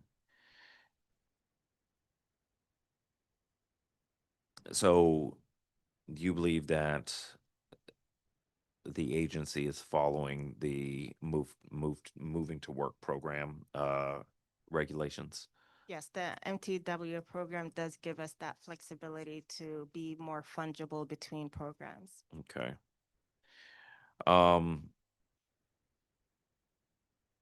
Like you can see in the responses, some of the breakdown in the relationship, which I think causes a distraction. But beyond that, it sounds like many of the observations identified in the report were accurate or had merit. Given that, why did leadership direct OAC that these matters were considered resolved?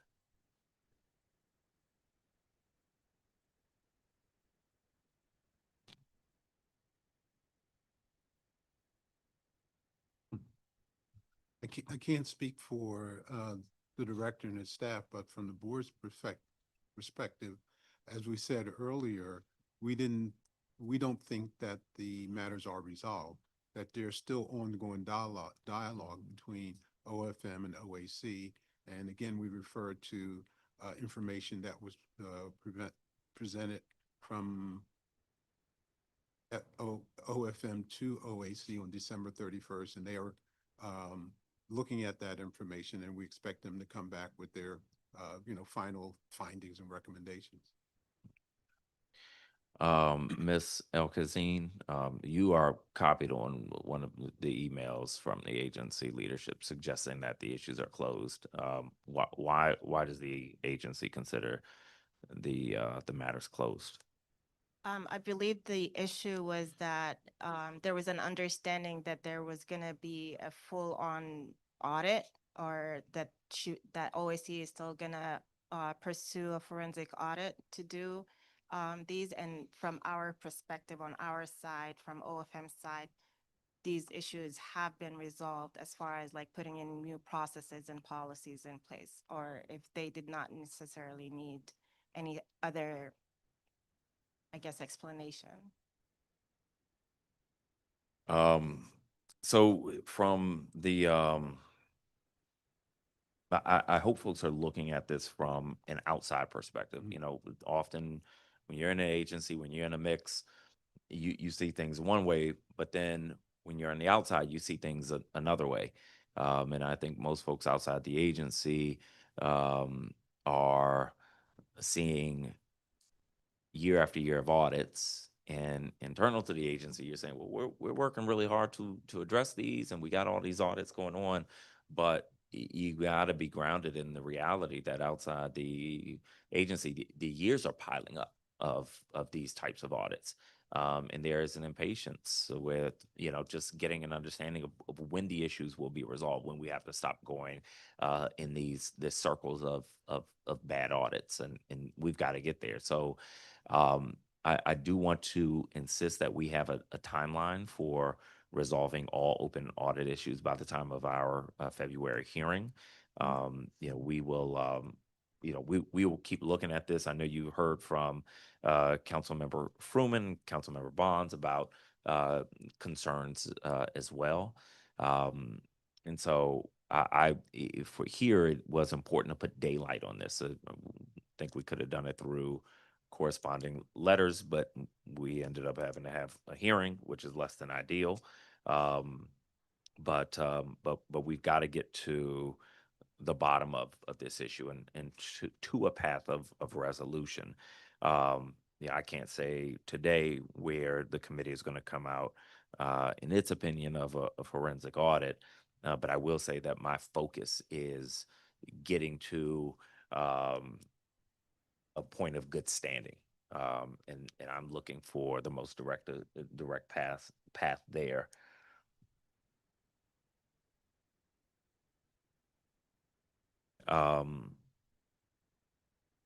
And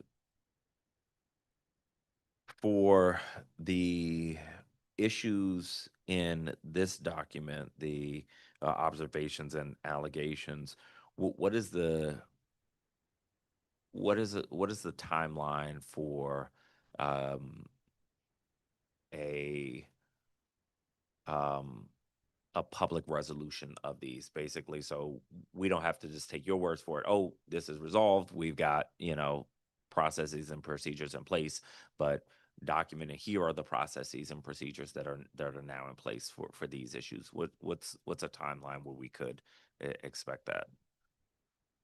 I think we're going to have to get back to you on that. I mean, again, from the board's perspective, we rely on the staff to let us know what they're doing and how long it's going to take. And at this point, we just don't know. We don't have a specific time frame. As I mentioned earlier, we have this matrix that lists all the findings and what they're doing on the findings, but what it does not do is say